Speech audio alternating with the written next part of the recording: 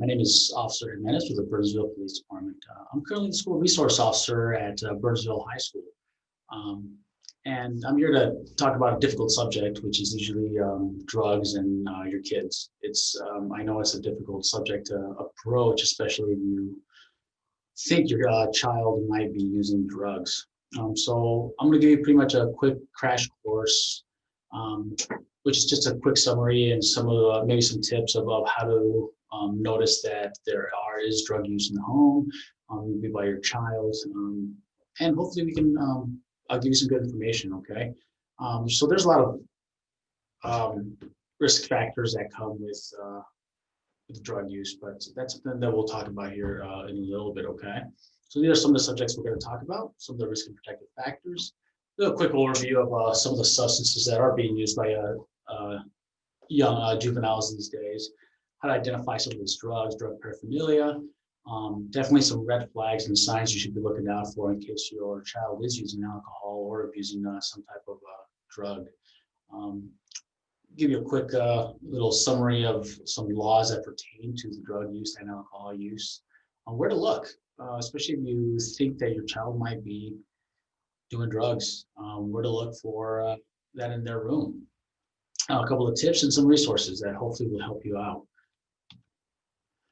So some of the common reasons that were described, at least to law enforcement and to different agencies, of why teens tend to use these drugs is sometimes they're bored. They don't have any outlet, so they find friends that have drugs and they'll use them. They'll relieve boredom. Of course, some of these drugs as well, it gives them a sense of euphoria and these feelings that they don't experience anywhere else. So they take it to feel good. Sometimes if there's abuse at home or any issues that are affecting them mentally, to try to forget about their troubles, they'll do some of these drugs. They'll ease some pain, which comes with depression, anxiety, some of this mental pain that they're dealing with. Sometimes it's prescription drugs that they use to ease the pain of a surgery or an injury, which can lead to other drug uses.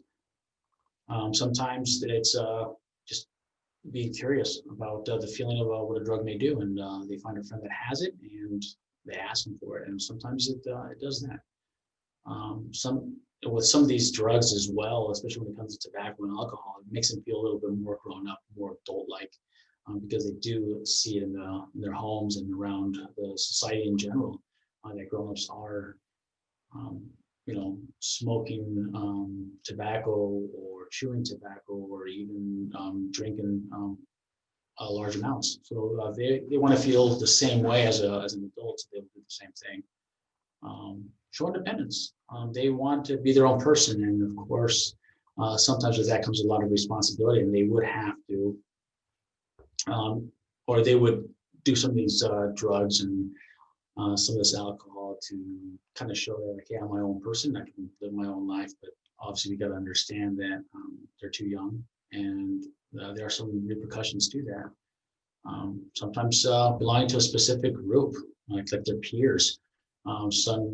They have a group of friends that after school smoke marijuana every single day. Well, they want to feel as part of that group, part of that clan, part of that sect that makes them popular. So sometimes, peers will ask them to come join that specific group when they know they're doing drugs or alcohol or any other type of substance. And of course, the environment plays a big, big role in it, especially the household. If parents are smoking smoking marijuana, smoking tobacco, drinking excessively of alcohol, they tend to the juveniles tend to do the same thing. And actually, studies show that if a family member is doing drugs or alcohol or tobacco, their kids are more likely to do the same thing. Okay. At some point, of course, drugs were the solution, and now they become the problem because they can't get addicted to some of these substances. A couple of risk factors that come with a drug and alcohol abuse. The more risk factors present, the more likely a child may be to use a drug or alcohol and develop more problems down the road. Of course, sometimes they feel depressed and because they're not doing so well in school. they'll lean on some marijuana or some type of substance or alcohol to kind of numb that pain that they feel of maybe they're not doing well in school and they might be feeling as they're letting people down. So they'll use an outlet, and sometimes drug and alcohol are that outlet. And same thing for being a victim of bullying or cyberbullying. If they're being bullied, they want an outlet to kind of forget about that incident or that situation. So they'll sometimes rely on drugs or alcohol. Low esteem, low self-esteem. So on many occasions that we've noticed, at least the juveniles that I've interacted with, is that they feel really bad about themselves, and they want something to get them away from those feelings. And sometimes it's alcohol, sometimes it's drugs or tobacco. Um, Parenting is a big issue when it comes to this. Obviously, if a parent will allow it to happen, the child is more likely to use it, especially if the parents are using it as well. A parent or an older sibling who's a drug or alcohol user, if your child is seeing you do this, they're going to think it's okay. And that is a risk factor for them to start using those drugs or alcohol, especially if they hold you in high regards and they respect you and they see you doing this, that they're more likely to do it as well. Obviously, living in a community with an increased tolerance for smoking, drinking, or drug use, like let's say different cultures have different views on how they approach drugs and alcohol. Some cultures, smoking is very normal, but we know now from various studies from decades and decades ago that alcohol and smoking, tobacco, or any other drug can affect the child severely. So living in a community where this is tolerated is a big risk factor. Attending a school that doesn't have strict rules for tobacco and alcohol or drugs, and inconsistent enforcement for breaking those rules.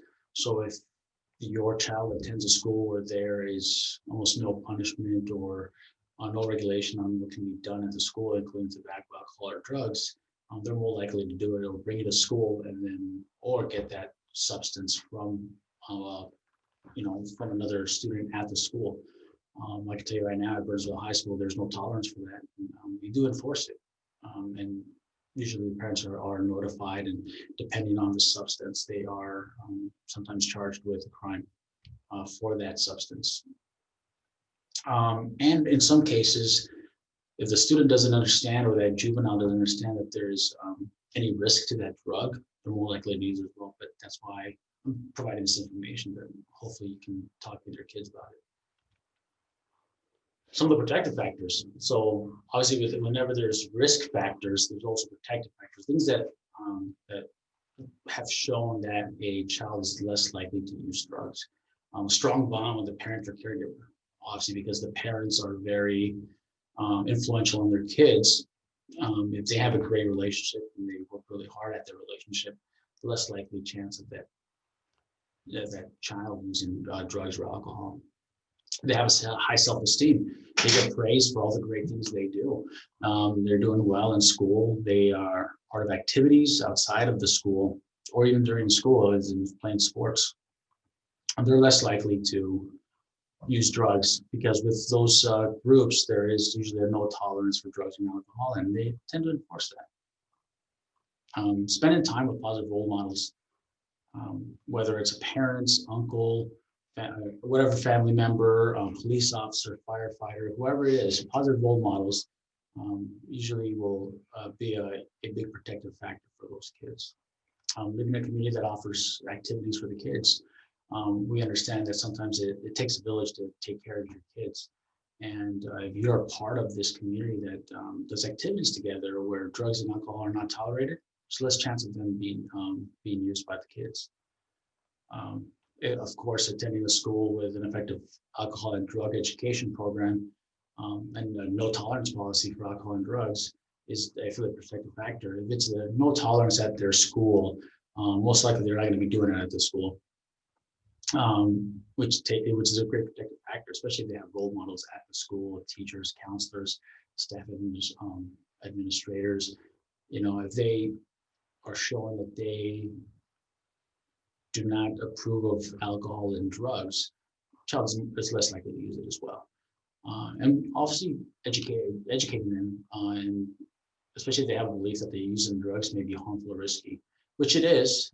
But sometimes these students don't know that, or these juveniles don't know that. But it's up to the parents and all those role models to let them know that it is harmful and risky. So these are just some of the things that the juveniles are using. Obviously, energy drinks. Not many people see that as a drug, but you know, energy drinks usually tend to have caffeine in it. And as a youth, large amounts of caffeine can affect them in different ways. Obviously, tobacco. We think it's been stated regularly through the last couple of decades that tobacco is really bad for anybody, including juveniles. Inhalants, and that's when we talk about inhalants, we're talking about puffing paint or nitrous oxide, which we'll get into in just a little bit. Alcohol, everybody knows alcohol is a big factor in drug use as well, which can lead to drug use. And it, obviously legally, it can cause a lot of problems. Marijuana is very common, and many states have legalized it, but still not in Minnesota. Synthetics are man-made chemicals that usually are with marijuana as well, and they can cause severe effects. MDMA, which is very illegal in Minnesota, and these are things like ecstasy, which can cause a euphoric feeling in kids, but at the same time, it can cause a lot of health problems as well. Prescription drugs and over-the-counter drugs. There's a lot of drugs that are easily accessible to kids from medicine cabinets and around the home that they take and to get it for a high. And of course, a lot of people already know what heroin is, which is a narcotic, and heroin can be extremely addictive, and many cases of overdoses and use because of heroin. So a couple of things here about energy drinks, real quick. Like I'm sure you've seen it around: Red Bull, Rockstar, Monster, all these energy drinks. So they have a lot of caffeine in them, and the big thing about this is that it's easily accessible. If they have a couple of bucks, they can buy it at the store. But we got to understand that some of these caffeine can really diminish the way a juvenile grows. Caffeine, obviously, which is for a long time, caffeine was only allowed for adults, but obviously at some point, the youth were allowed to get it as well. We got to understand that caffeine is really bad for juveniles. It creates an unhealthy cycle, especially if they're not drinking enough water and drinking more caffeine than anything else. And then they get accustomed to it. They might want to try something stronger, which is where we start seeing the drug abuse. Obviously, tobacco. Good news is that cigarettes have the use of cigarettes has gone down about 33% in the last couple of years. But the bad news is that other types of tobacco products have gone up about 123%, especially with the introduction of e-cigarettes, which especially lately in the news, we've seen a lot of several deaths in related to the use of e-cigarettes. It's not the same as smoking a cigarette, because cigarette is smoke, but this e-cigarettes or vaping, they inhale it, which affects their lungs a lot more. And a little quick fact here that 46% of illicit drug users are also smokers. So something to think about: if your child is smoking or vaping, it's more likely that they will be using drugs down the road as well. So a couple of nicotine delivery products. Obviously, we have cigarettes, flavored cigars, smokeless tobacco, which is like chewing tobacco, or khat, which I know some cultures use. Vaping devices like e-cigarettes, hookahs, which is a big, huge water bomb, as like some people like to call it. It's a big, huge water pipe. And then we have dissolvable. I don't say candies, but small little pouches, stuff that you put in your mouth and they can dissolve and give you a nicotine high. The big thing is that obviously tobacco companies, they put bright colors and all kinds of stuff like this on their products so that this way it looks more appealing to youth. It makes it look like it's gum or candy, so on and so forth. Obviously inhalants. So there's several things that several cases that we've seen where different chemicals are used um, by juveniles. What they'll do is um, they'll spray paint inside of a paper bag and they'll breathe it in. Obviously, this is causes a lot of problems to their central nervous system, which can affect them extremely bad, whether mental health, physically, lungs, a lot of things. Obviously, causes hypoxia, and some of the things that we got to look at is, especially when we're looking at possibly noticing some signs of that your child may be using some type of inhalants. They'll see a lot of rags. What they'll do is they'll dip these rags in some of these or spray them with different inhalants and a lot of chemicals, and then put those in the bag so they have a constant high. A lot of tubes of glue, some of these strong glues like super glue type stuff. What they'll do is they'll put them inside a can and they'll breathe it in. Balloons, they'll fill balloons up with nitrous oxide or NTO cartridges. Most common names, they call it whippets, but some people know it as a can of air, they used to clean usually computer systems and stuff like that. And over the counter, you can buy those. Aerosol cans like duster and spray paint, of course, all these things. And of course, there's other common household cleaners that people buy and purchase at the local store. And kids will spray it inside a bag and breathe it in, or inside a can and breathe it in. Nitrous oxide, laughing gas, some of the same stuff that they use in dentists, whatever they provide surgery or something like that.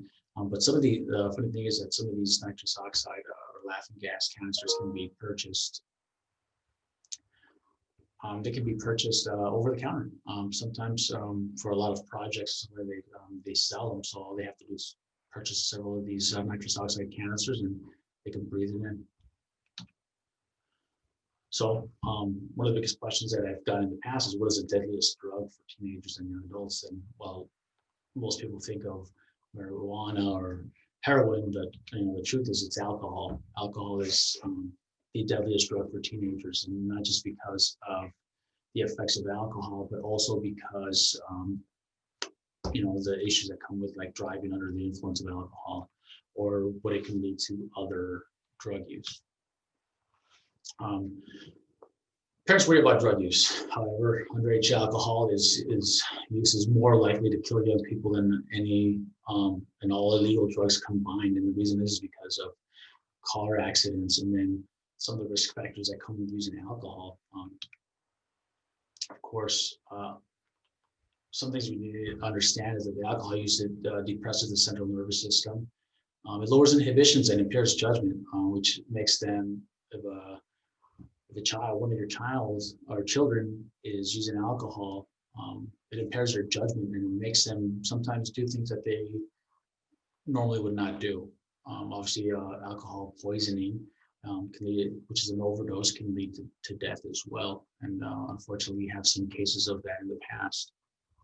Slows your reflexes. So in case, let's say they're driving under the influence of alcohol and something happens in front of them, they can't respond appropriately and may cause an accident. Obviously, memory lapses, or some people like to call it the blackout. They black out and not remember what they were doing or what may have happened the night prior or hours prior.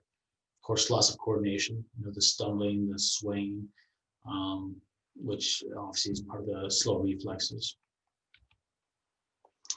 So a couple of things here that I like to present to you all is that children under the age of 21 consume 11% of the alcohol consumed in the U.S. If you think about it, that is a large percentage of society right now. 11% is a lot of people. If you think about the United States as a nation, 21% of the alcohol is consumed by. 11% of the alcohol is consumed by people under the age of 21, which is usually teenagers. And they do this usually because of binge drinking, which is usually they don't drink often, but when they do, they drink a lot. They play drinking games at parties. They have another thing they call pregame, which is usually before they go to an event, they will all get together and drink alcohol.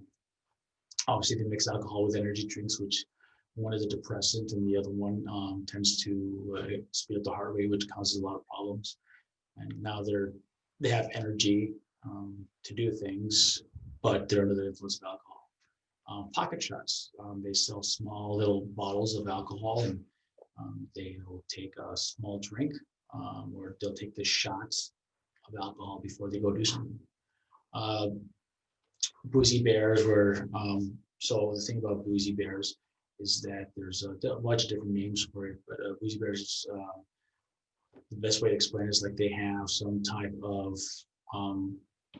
item that doesn't look like it's alcohol, but inside there's a compartment or whatever, or they put inside alcohol so they can take it let's say for example the movie theater, and they'll drink alcohol out of a Coke bottle or something like that, or an energy drink bottle.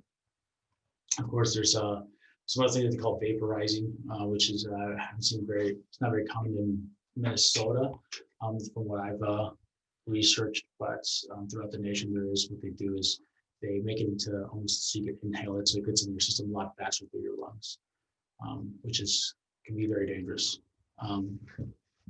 Alcohol, which is pretty much powdered alcohol. What they do is they vaporize this alcohol and then they let it dry so it becomes a powder.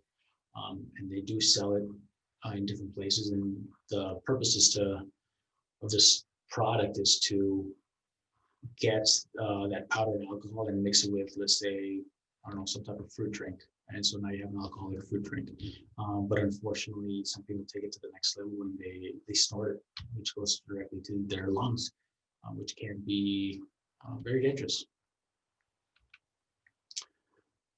So these are a couple of studies that people that I came across. So these are the trends and prevalence of alcohol for 8th graders, 10th graders, and 12th graders. So up top, you'll see the percentage of 8th graders. These are the percentages. So let's say in a lifetime, 8th graders said that about 26% of them said they've done alcohol.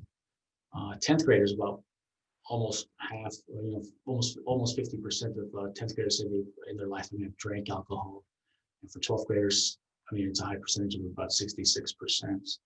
In the past year, about 20% said they drank alcohol within the past year. 10th graders, about 44% within the last year. 12th graders, about 60% within the last year. And these numbers are actually pretty surprising, since 8th graders, we're talking about 13-year-olds here. Let's say about 9% say they've drank alcohol within the last month. 10th graders, about 23%. And 12th graders, about 37, 38% have drank alcohol within the last month, which is a really high percentage rate. At the bottom, you'll see about 40% of 12th graders report drinking in the past month. That is, almost half of all 12th graders, which is pretty scary. So teens who drink, and I know it's a tough situation to deal with, but are more sexually active. And a lot of times it's because it lowers their inhibition and makes them want to do more, unfortunately. The problem with that is that with that, if they black out, they're more likely to become the victims of a violent crime, such as rape, assault, or robbery. If they black out or pass out due to the alcohol, unfortunately, some people take advantage of that, including drinking and driving, and drownings, and suicides, and homicides.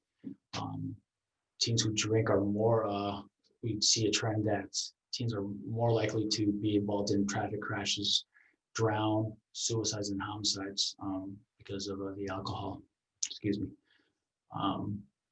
Obviously, if they are addicted to alcohol, they'll experience more problems at school too, because maybe they're hungover from drinking the night prior, or just they're drinking at school, and they tend to pay less attention at school, and their grades start to fail. And then they're 4 times more likely to develop alcohol dependence than someone who waits until adulthood to begin drinking alcohol. Quick note is that 90% of addictions start in the teen years, which is a pretty high percentage rate of all the people who are addicted to some type of drug. 4 times more likely to develop alcohol dependence, which pretty much that means is that if they're drinking as teenagers, they're going to depend on it a lot more. and it's going to be something that is going to be commonly accessible to them as they get older. So they'll be drinking a lot more, which is pretty scary. So we have a use-abuse dependency continuum. The feel and disease, which is sometimes said, but some of the reasons they use the alcohol is they're experimental or recreational. You know, your body tends to learn the way it feels, and they like it. After a while, it becomes intentional.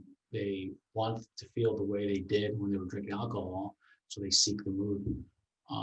Obviously, they don't want to lose that mood, so they drink more, and it intensifies the mood because they like that feeling. But after a while, actually, it becomes in the compulsive stage where the substance feels normal, and they can't do normal things. They can't act like they start to feel as if their normal is with alcohol, and anything outside of that, they lead to withdrawals. So a way to think about it is tolerance leads to frequency, and frequency equals to the dose. So the higher the tolerance, the more frequently they're going to use it, and of course, the higher the dose because they're more tolerant of it. So here's a quote from someone who dealt with a lot of drug use, and her name's Edith, but she said, "I felt that I was more fun when I was drunk. Soon after I started drinking, I was introduced to marijuana. Later, I was hanging out at a friend's house, smoking marijuana when someone pulled out a bag of cocaine.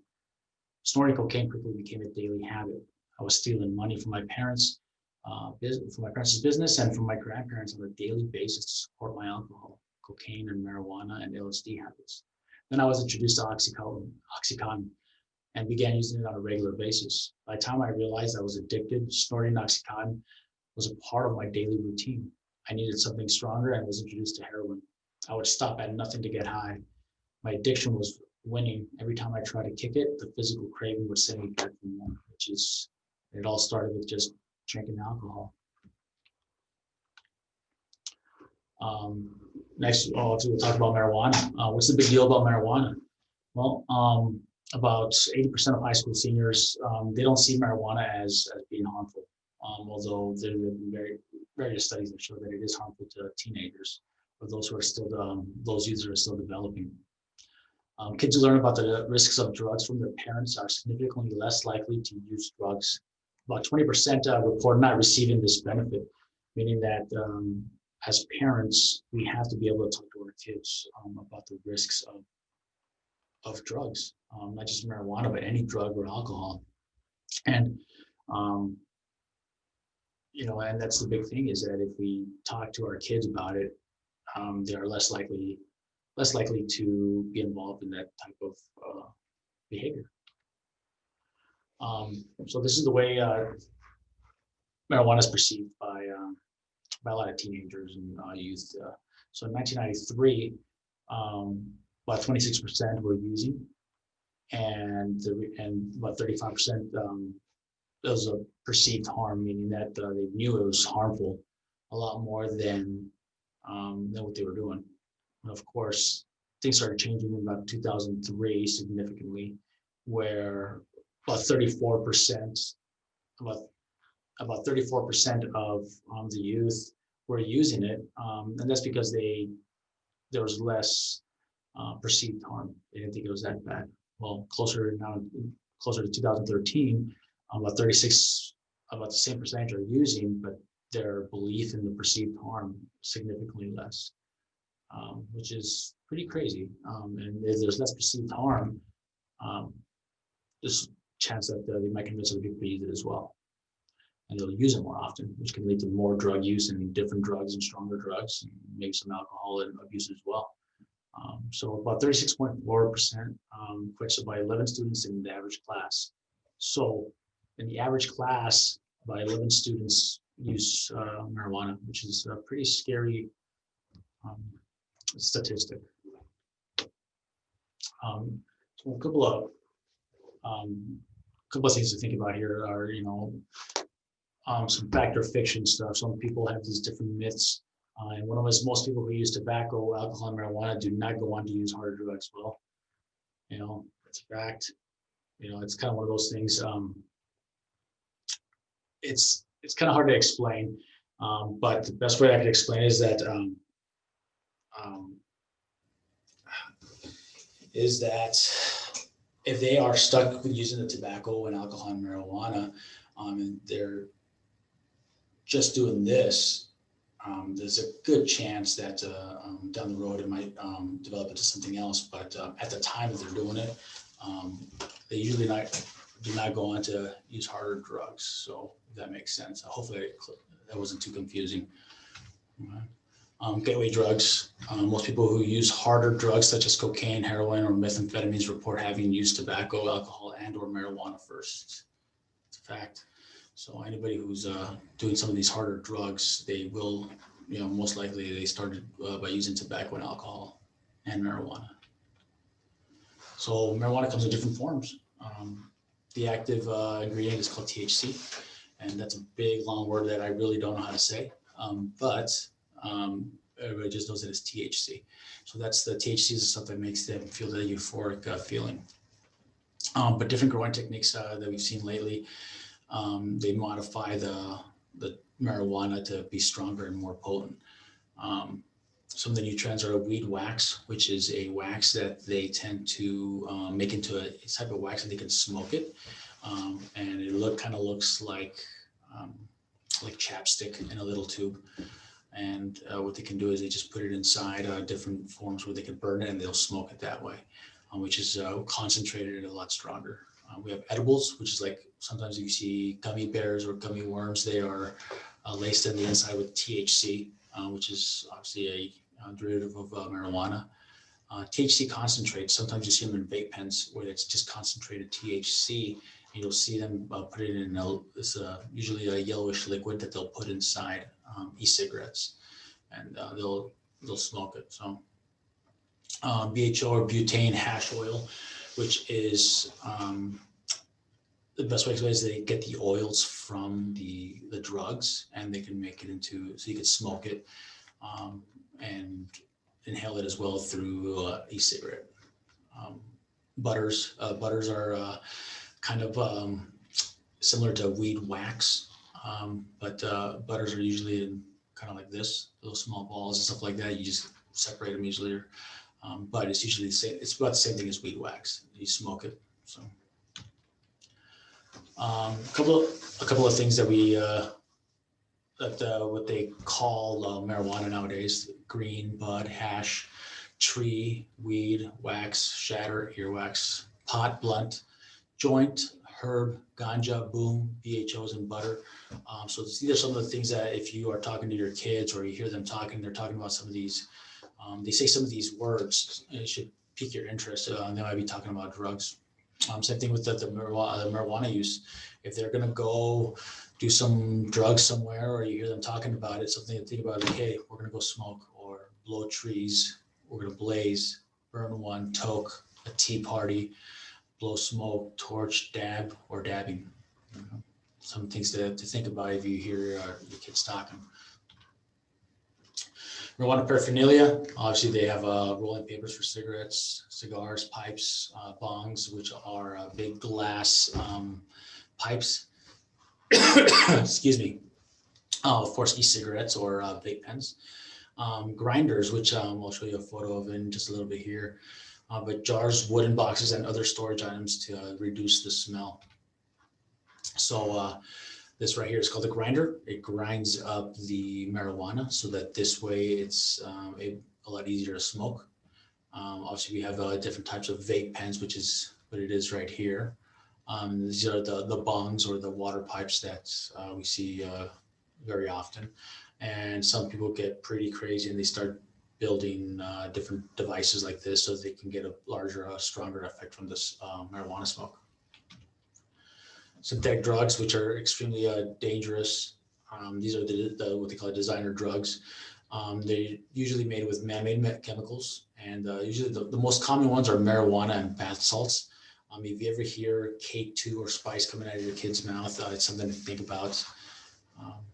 And then these are classified as hallucinogens. So these are kind of some of the things you want to look at if you find it inside your kids' room. They look similar to this. They look like bright packages just to kind of get their attention. But this is K2 or spice, which can be a very dangerous man-made marijuana. Some of the short-term effects, right? They hallucinate, they have delusions, they're disoriented. Psychosis, which happens in some juveniles where they can't control themselves and they start saying things and start saying things that just don't make any sense. They get agitated really easily. They're very anxious about things that are happening around them. In many cases, they get very violent and they will fight almost anybody. Unresponsiveness, meaning that they take too much and it almost looks like they're just asleep, but they're awake, if that makes sense. So you can snap your fingers in front of them and they're just not going to respond. Of course, taking too much, it causes nausea, which they'll throw up, and heavy sweating, because it increases their heart rate so much that they tend to sweat quite a bit. The long-term affects their kidney damage, liver damage. They can get seizures, brain swelling, which can lead to death, tremors, which is kind of like seizures, insomnia, meaning they won't be able to sleep, and then paralysis sometimes, meaning that their body tends to, they'll be laying there and they can't move their legs or their arms, and causes paralysis, and in some cases, of course, death. MDMA, also known as ecstasy or Molly. These are a stimulant and a hallucinogen. But the short-term effects are usually impaired judgment, false sense of affection.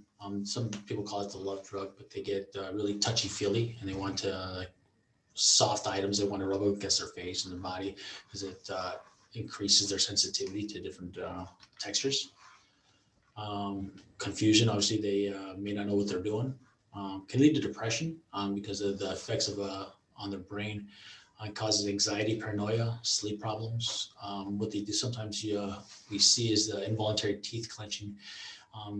And what they do is they clench their teeth so much that sometimes we see chipping in their teeth and problems with their jaws. Blurred vision, chills, and sweating. You'll see them sweat quite a bit and constantly thirsty because it increases their heart rate so much that they're burning off a lot of much needed water in their system. Long-term effects, of course, are going to affect their brain, causing brain damage, several mental health issues, and like anything else, it can lead to death. More Americans die from drug overdoses than car crashes, and this increasing trend is driven by the prescription drug addiction. So prescription drugs are a big issue, which is what I've seen the most of here in Burnsville, and not just the high school, but in general. Prescription drug abuse. After marijuana, prescription drugs top the list of the drugs used by 12th graders in the past year. 1 in 4 teens have misused or abused a prescription drug at least once in their life, meaning Oxycontin, Percocet, Vicodin, some of these drugs that they get for pain medications. 27% of teens believe that prescriptions are safer than street drugs, which is not true. And 23% of teens believe their parents wouldn't be mad or would be less upset if they were caught using a prescription drug than an illegal substance. They think that because it's made by, it's a prescription for somebody they know, or it's to treat certain symptoms of some diseases, or that reduce pain, that it's not going to affect them, and that the parents wouldn't be too mad about it. Well, the problem is that they're prescribed for a reason, and some of these drugs are very strong. And if they don't need it, it's going to cause a lot of problems, even death. Some of the most commonly abused prescription drugs is narcotics, obviously like Oxycontin, fentanyl, morphine, Percodine, Demerol, hydrocodone, or also known as Vicodin. These are narcotics, which is obviously very illegal, and if you're in possession of them, it is a felony. Depressants, which is like Xanax, Valium, Ativan, lorazepam, and some stimulants like Adderall and Ritalin. Some of the street names for Oxycontin is Oxy, O's, 30s and 80s, because some of them have a 30 and some of them have an 80, but these are the common names. Vicodin is Vikes or V's. I've heard them called Vic as well. Percocet blues because they're usually a blue pill. 30s, Perc 30s. Suboxone, which is they call them subs, Adderall, Addies, or I've heard them called ALs as well. Xanax or Xanny bars or Xannies. Usually, but some of these drugs, the most common that we've seen is they ingest them, but we have seen many cases in which they make them into a liquid form and they inject them, or they make them to a powder form and they absorb them through their gums, or they smoke them or snort them. Usually they come in tablets, capsules, films, liquids, and powders. Heroin is for a long time we were seeing a strong or a very rise in usage from heroin. Luckily, that subsided just slightly, but even then, it's still dangerous.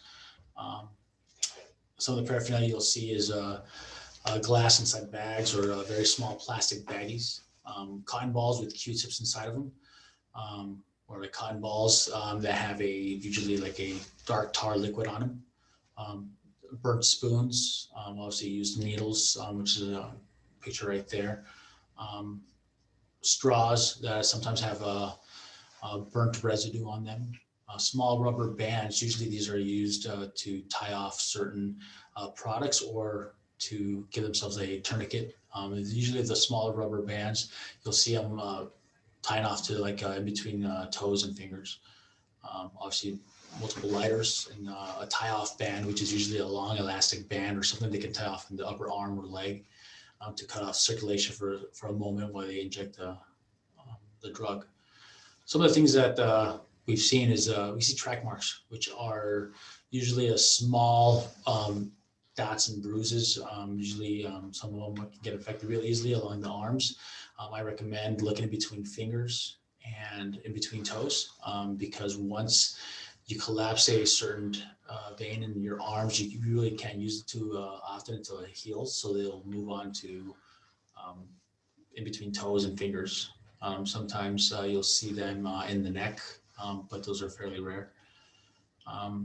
But they start having money issues, difficulty maintaining a job. They become suicidal, withdrawal, sick a lot. They drug-seeking behavior, meaning that they're constantly looking for the next high, and of course the legal trouble that comes with it. Over-the-counter drugs. So the most common ones usually are like Robitussin, and usually cough and cold medication. They call it Robotrippin, triple C's. Some of the street names for some of this like Robitussin and stuff like that is Robot Tussin, vitamin D. We have a high number of overdoses and deaths and other crimes related to the abuse of Robitussin. So the funny thing is that, not funny, but some of the things that happen is that we get large amounts of theft calls because people are stealing Tussin from the pharmacy area or something like that, of a grocery store. So of course they need that high, so they steal the medication. Stimulants, common paraphernalia. For some of these stimulants, you'll see pipes, mirrors, straws, rolled up money that they use as a straw to snort in whatever drug they're going to use. Several lighters, small plastic bags with white residue, usually a good sign about for drugs. And glass and other small vials, small glass pipes.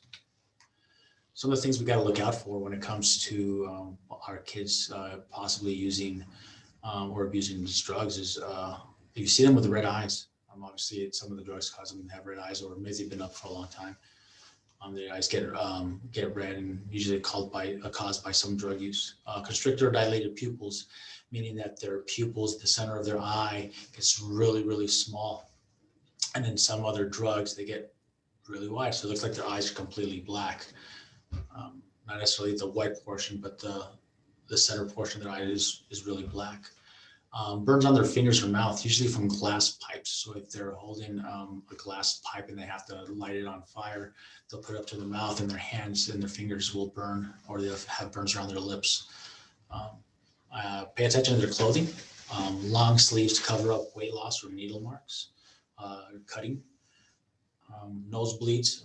People who tend to snort a lot of illegal substances tend to have more common nosebleeds. they stop taking care of themselves.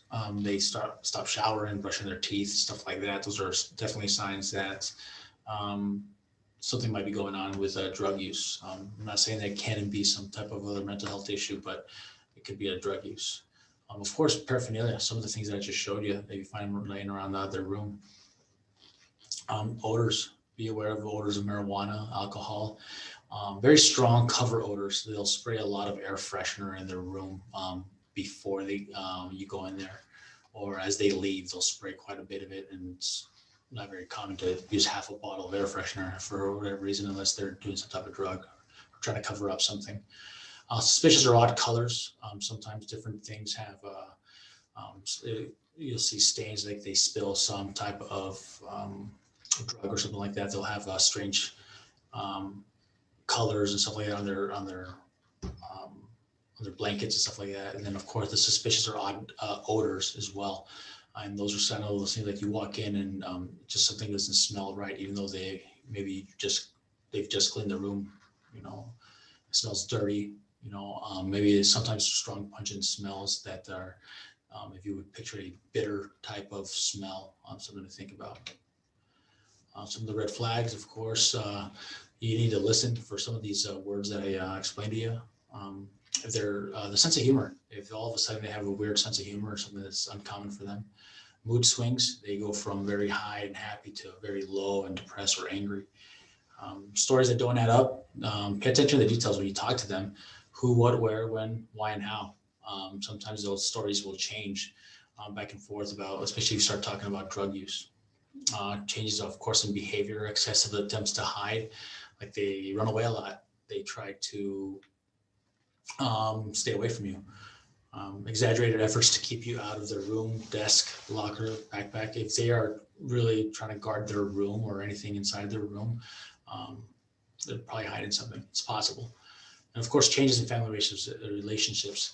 That's going to be a big one, especially if if they have a strong relationship with a brother or sister, and all of a sudden that they're not doing that anymore. They're not having that relationship. That can be a sign. So the reason I show this photo is that this is a photo of a home that is a family that use drugs, and you can see that the lack of hygiene and taking care of the home because of the drug use. They stopped caring about taking care of their own home, and this is something to think about. If, let's say, for example, you start noticing that chores are not being done by your kids that are normally done by them, and they start lacking, especially if you're at work and they're at home, something to think about. Some red flags and signs of use and abuse. Socially, they change their friends, might have friends that you don't approve of, hanging out with older kids who have access to alcohol and more drugs, or they won't tell you about your friends. Something to think about. Money issues, constantly asking for money. You find they're stealing money from you or other family members or friends, or there's items missing from your house and from the school, because sometimes they will pawn them off or sell them to be able to get money for drugs. School and work, missing classes, changes in grades, no more extracurricular activities. They stop playing sports, stuff like that. Where to look? I know this is going long. I'm sorry, guys. I just want to be able to give you guys some good information here. Some of the places to look at is the dresser drawers beneath or between their clothes. Most people, when they look inside a dresser, they'll pull everything up, but check in between their clothes. Sometimes that's where they hide stuff. Obviously, desk drawers, same thing. Small boxes. They say they don't have really jewelry, but they have jewelry boxes and stuff like that. Something to think about. There's several pencils and pens out there that what they do is they'll take the ink out and they'll put the drugs inside to hide it. So look around there. Backpacks, purses, or other bags, especially if they're very defensive about you looking through them. Something to think about. Of course, under a bed. And a plant buried in the dirt. So we've found of several cases where the kids were hiding the drugs. They would pull the entire plant out of the pot, put the drugs underneath and put it back in. Something to think about. Between or inside books. Some kids that we've come across will cut out the center of the book. Um, you open the book and it's a cutout, and they have their what we call a stash there.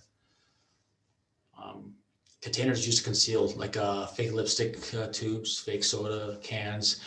Usually with these fake soda cans, either the top screws off and it looks like a regular soda can, or the bottom screws off. So every once in a while, I just tell parents that if it's an empty soda can or something like that, just crush it. It's usually, if you can crush it, usually it's a good sign that there's something in there. But if it's a much harder can and you can't crush it, it might be a secret compartment in there. Um, Inside and over the counter medicine containers. Sometimes some juveniles will have a regular looking Tylenol bottle, but they'll, if you open it up, it has a different type of drug in there. Something to think about. Of course, vehicles. A lot of parents that I've talked to, they, for some reason, don't look through their kids' vehicles. Something to think about is that we always focus on the room and their backpacks and stuff like that, but the vehicles is one of the, you got to get from one place to the other, and sometimes they keep it on there because they know you won't look through the vehicles. Look underneath the seats, glove compartment, pull up in many vehicles, you can pull up the container, or I guess the center console where you keep your drink, pull that out underneath. Sometimes I had them in the trunk by where their spare tire is. Something to look for. And of course, which is kind of strange to hear, but it actually does happen very often, is in the bathroom toilets and in the vents. So if you pull up the top of the toilet seat or the toilet itself inside the water, they'll sometimes hide in plastic bags some drugs there. Or in the vents. Most kids understand that if you go in there to use the bathroom, you're not going to go in there after them. So what they'll do, they use that as an opportunity to hide drugs inside the vents. They'll pull the vents out, hide the drugs, and put the vent back in. So especially if you see that the screws holding the vents have been removed, or they've been used quite a bit, even though there's no reason to be taking them off. Some more things to look for is blood stains. So especially if they've been blowing their nose quite a bit from using drugs through their nose, snorting stuff up, look for blood stains. Sometimes when they sleep, their nose is bleeding, and maybe you see it on the pillow, on their blankets and sheets. A lot of tissue papers that have been, they blow their nose and a lot of blood, or they have a lot of nosebleeds. Excess of air fresheners. You go to the room and there's a lot of air fresheners around, with a strong smell of air freshener constantly. Also, you want to hope that it's because they're keeping the room clean, but we also got to be aware that they might be hiding something. We've noticed that some of the juveniles that do have a lot of decor that show like marijuana leaves and stuff like that. Usually they have that because they purchase a drug that may have that same symbol or something like that on it. So something to think about, as well as different drug decor and merchandise. Eye drops, because some of these drugs cause irritation in the eyes, and the eyes get red. You'll see them use eye drops very often to try to hide that. Excess candy. Sometimes they will, if they're walking around, they have constantly a lot of gummy bears and a lot of these candies. They'll put whatever drugs or whatever it is inside the candy bowl or something like that, so you can't see it. Or they'll mix the drugs that look similar to a certain candy, so that this way when they are eating them, they'll be getting some drug as well. And of course, in the plant, breeding the dirt, between or inside books, which I think I've covered this already. And then a couple of tips for the parents. This is something that I wish I could express to you in a better way, but we need to get educated to learn about the effects of alcohol and drugs. That's super important. I mean, I'm not saying we have to take in these drugs or alcohol to know what it feels like. What I'm saying is we need to study what the effects it has on our kids and telltale signs for it. I recommend talking to other parents, friends, or teachers about the drugs, the facts, and your fears about what could happen or what is happening with your kid. pay attention to what you're doing, how your child is doing, including schoolwork, friends, and leisure. One of the big things is make sure that you're looking at their social media pages. Get access to them so that this way you can see if they're showing pictures of themselves doing drugs. Obviously, that's a big sign, right? So hopefully you guys are doing that. And find resources in case your child may need help with addiction. There's several resources out there that I'll present to you in a little bit here, but have something ready just in case. No one says that you can't be prepared in case you do find out that your child is addicted to some type of alcohol or drug. Once you get educated, you've got to start that conversation. Keep it broad. Don't be sure to ask open-ended questions about your child's friends in school, something that they can't answer with no or yes. You have to explain to them like, hey, what did you do at school today? Or something along those lines. But be broad when you start this conversation about drugs. Don't rush the conversation. Give them plenty of time to think, and be sure to listen carefully. Keep the conversation two-way as possible, meaning they ask questions or you ask questions, so that this way there's constant communication.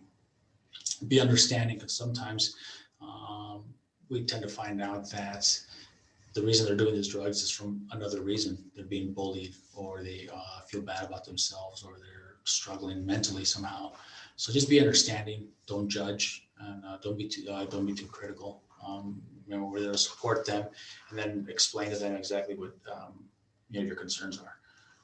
Respect what they have to say. Obviously, we don't know what's inside their head, but if you lose your temper or anything like that, you disagree with their opinion, it's going to have them get upset, and they're going to rebel more. Don't make assumptions about what they know or do, or don't accuse your child of taking drugs. Even if you think they have, don't start just pointing fingers. Don't do this, don't do that. I know you're doing this. No, it's a conversation. It's not, we're not there to hammer them. We're there to have a conversation and make them feel as they can confide in you. Let them know you're there for them. That they can talk to you about any situation involving drugs or alcohol. We got to be realistic too. While there are some serious risks involved in drug use, most people who try drugs don't suffer any long-term harm to their health. The big thing that we have to worry about with stuff like that is that if we stop it now, and let's say they tried marijuana once or twice, we have them understand what the risk factors are down the road. But if usually there's not a lot of long-term harm to their health if they tried it once or twice. So we got to be understanding that maybe they were just curious, or whatever it is. We just got to be able to understand and interact with them appropriately. And if they are using, don't confront them when they're high. I've talked to several parents who've said like, hey, look, he's high right now and he won't listen to me. Well, it's because he's high. When they're sober, this is when it's the best time to talk. One of the big things is that early on, we got to establish clear rules and responsibilities. Clearly spell out your rules and the specific consequences of breaking them. You got to let them know where you stand, and that there's going to be consequences for any actions they take, especially inside your home. The big thing that we got to understand is that a lot of kids are being pressured to do something they aren't comfortable with, and but we got to make it easier for them to, if they know they can use their parents as an excuse for saying no. Okay, we have to establish again those clear rules and responsibilities. But explain your reasons for it. Be very clear about your reasons for prohibiting the substance abuse.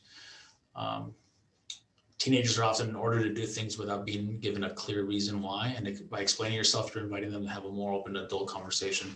And many times these kids, they want to be treated like adults. So if you have a good conversation with them and explain to them why you feel about this, about the drug use, they're probably going to be more willing to listen to you, especially if you talk to them like they want to be talked to.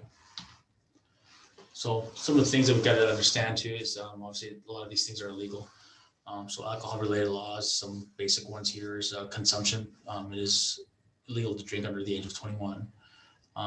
Same thing goes to providing alcohol for someone under 21 years of age.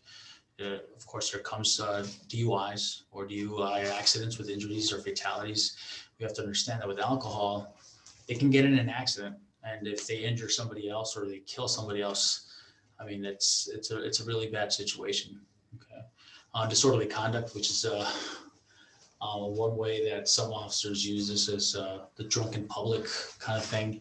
We don't have a drunken public statute in Minnesota, but a disorderly conduct, which anything that can be offensive or anything that we see that is causing problems to the rest of everybody else, especially if they're drunk, can be charged with disorderly conduct. And of course, the open container, they have an open container while they're driving. Here in Burnsville, we do have an open container statute or ordinance. So if they're driving around in Burnsville, we say an open container, they can be charged with a crime for that. Obviously, some of the drug-related calls, possession of a controlled substance, they can go anywhere from a misdemeanor to a felony. Possession of the paraphernalia, usually a misdemeanor. But the sale of, let's say they are found selling some type of drug, it is a felony, which is stays on their record and is possible jail time. If they sell drugs to somebody and that person dies because of that drug, you can be charged with a pretty serious felony. And that goes with the DUIs as well that come that are or accidents that are related to drugs. Some statistics here out of Burnsville. As you can see, we have had several, it looks like the calls for service for drugs are going, they went up for a little bit, but we started enforcing a little more and it started going down. So we're making progress, but we're still getting a lot of these calls. And some of these calls are skewed too, because we get a lot of medical calls dealing with drugs and they're not considered drug calls. Of some juvenile arrest information right here. Okay, and some overdoses. Here in 2020, we, sorry, real quick here, I'm not able to get good statistics in 2020 because of COVID and several other agencies haven't been provided their updated numbers yet. But overdoses, we had 27 cases in 2020 where Narcan was used to bring them back to life, I guess you could say, after they've overdosed. One case was for on a juvenile. And some of these overdoses are not, some of the numbers that we don't have are the medical cause that we went to caused by drug overdoses. Some resources here that you can look up to help some drug prevention and good information, including there.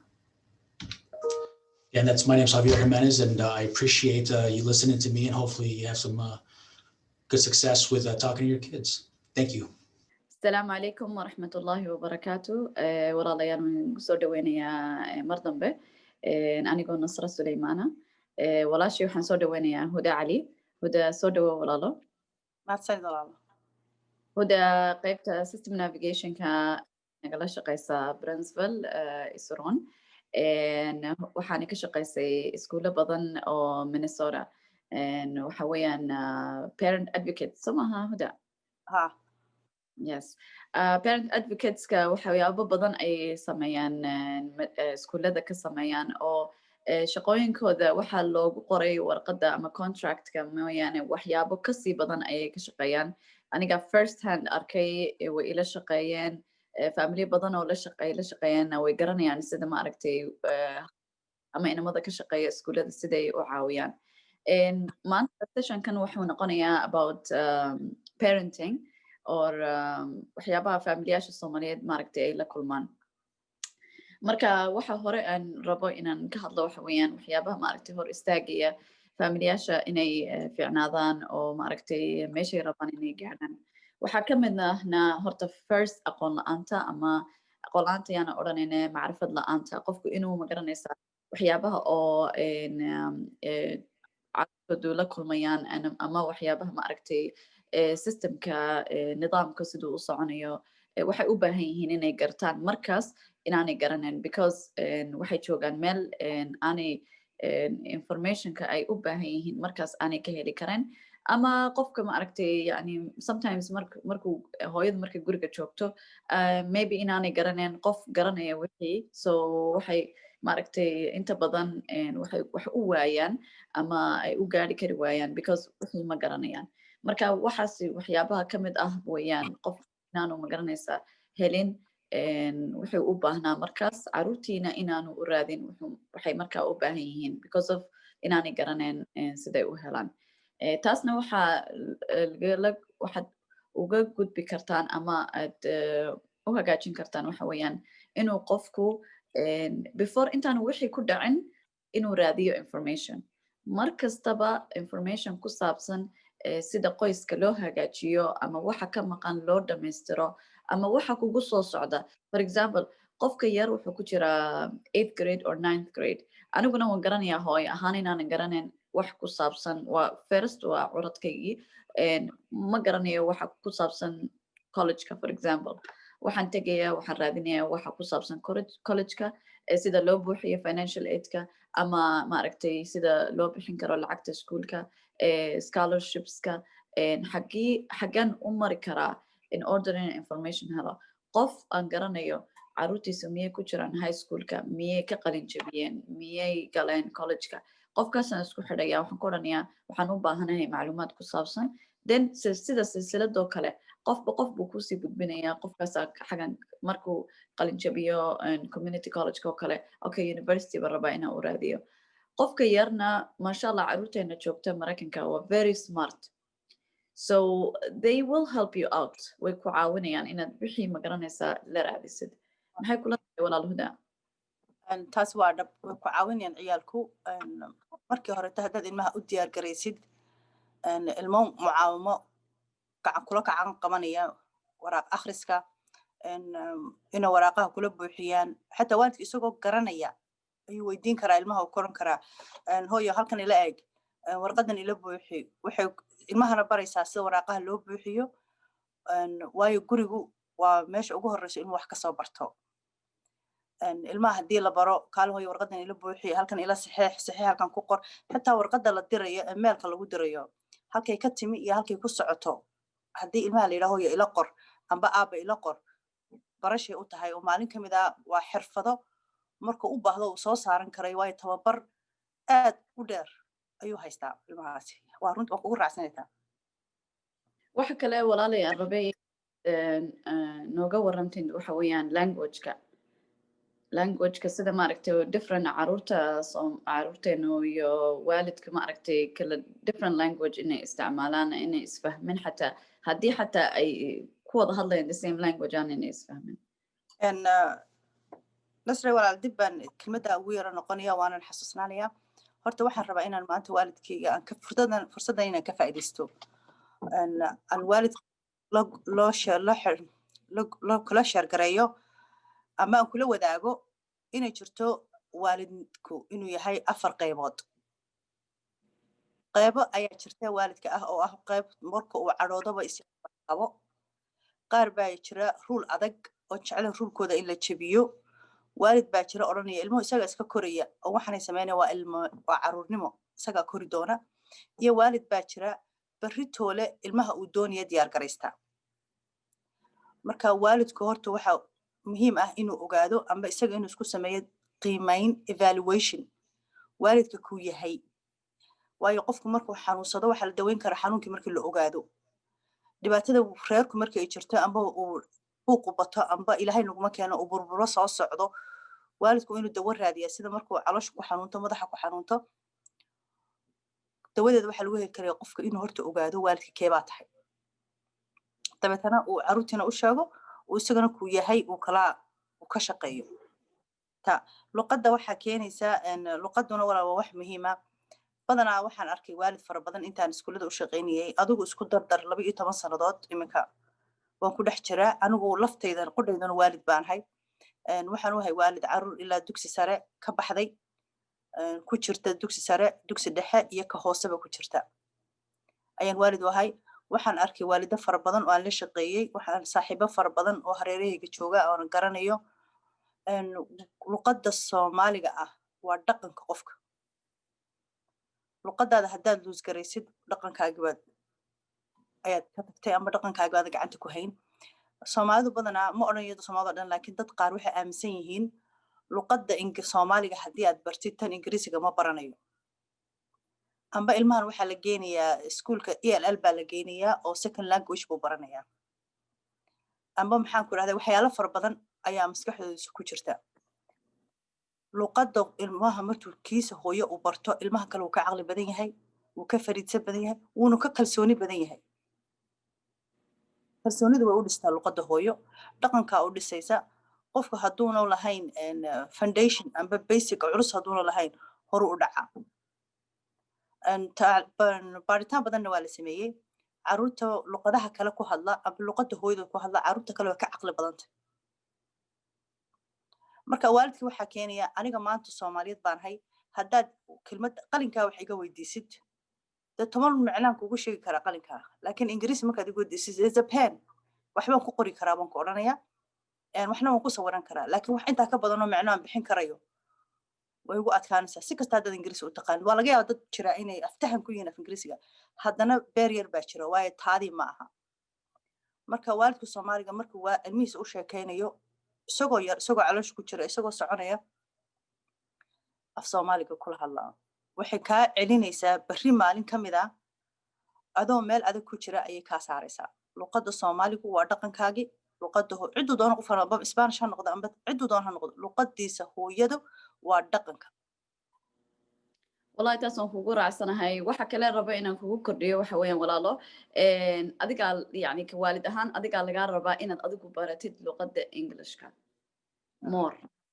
plus marka oo carruurtu ay yaryar yihiin waxa fiican qofku inuu u sii diyaariyo waxan waxa weeyaan sida waxaad u qaadataa sida investment camal ama inaad magaranaysaa xoogaaga iyo dhaqaalahaaga iyo wax kastaba inaad gelisid carruur muslim ah oo magaranaysaa dhaqankoodu adag yahay luqadoodu fiican tahay caafimaadkooda wax kastaba inaad ka shaqaysid waxyaabo badan bay ku fiican yihiin faamiliyasheena Soomaaliyeed waxyaabo badan bay ilaaliyaan carruurtooda caafimaadkooda way ilaaliyaan maasha Allah waxay ilaaliyaan waxbarashadooda yani they try their best waxa ay kari karaanba way sameeyaan in order carruurtoodu inay ugu fiicnaadaan carruurta waxyaabaha yaryar ee naga maqan waxyaabahaasna waa laga gudbi karaa insha Allah laakiin waalidiinta anigu waxaan ka codsan lahaa in ay try garayaan in macrifadooda ama maxaa la dhahaa ama luqad ha ahaato ama resources ha ahaato waxyaabaha dawladdu ay bixin karaan in order inaad wax heshid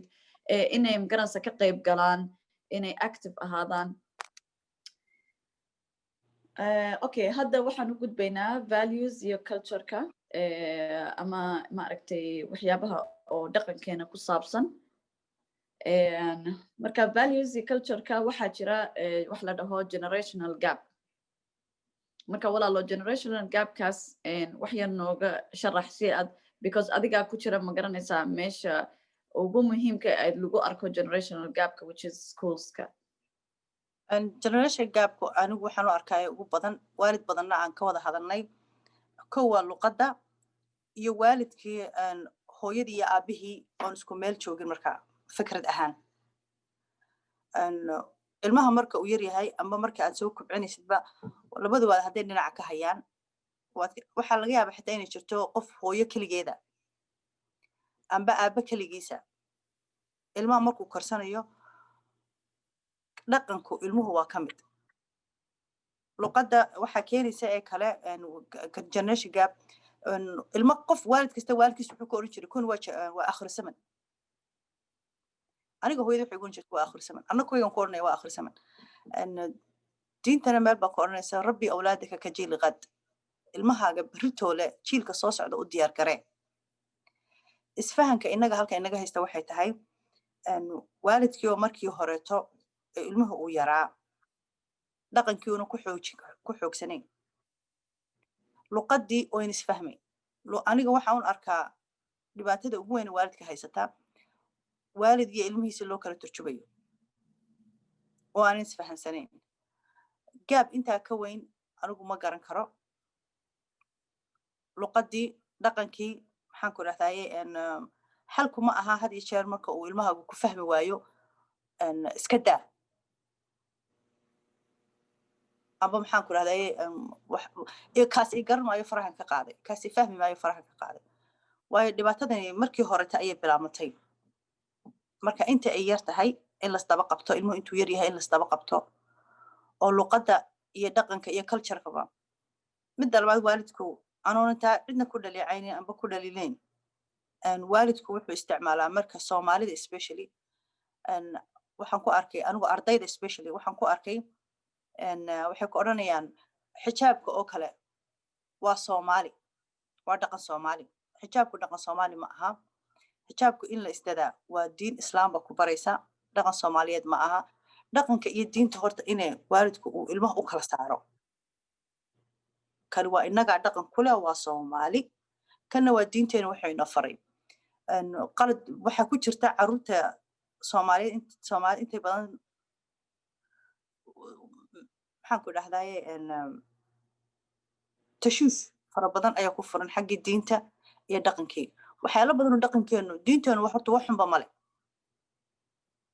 diinteenu anugu ma arka diinteenu waxaanu leedahay diintu waa inay qofka isaga wax tarta mooyaane diintu qofka waxba ma yeesho diintuna qofku isagaa ku noolo diintu kuma noola laakiin dhaqanka adaa iskale وانا والله aan ku dhex galay waana maaragtay sidad diinta sidad u qaadatid weeyaan dhaqanka iyo diinta waa isdhex galaan mushkilad ma laha laakiin waa sidad adigu u qaadan diinta sa qof kastaba maaragtay sibuu u arkaa aayad bad akhrisanaysaa si kale qof kastaba sibuu u qaadanaya laakiin mushkilad ma aha mar haddii aan anagu maaragtay aan arkayno carruurteenu waxay baranayaan aan la soconno magaranaysa diintu waa diin yusur ويسير ويان ووح فضد معها دين علوس معها عرورتنا إن لتشعلسيو دينتا taasi walaalo waa yaraanta inta ay yar tahay ayay tahay inuu ilaahay ku jecel yahay ilaahay inuu qofka bini'aadamka uu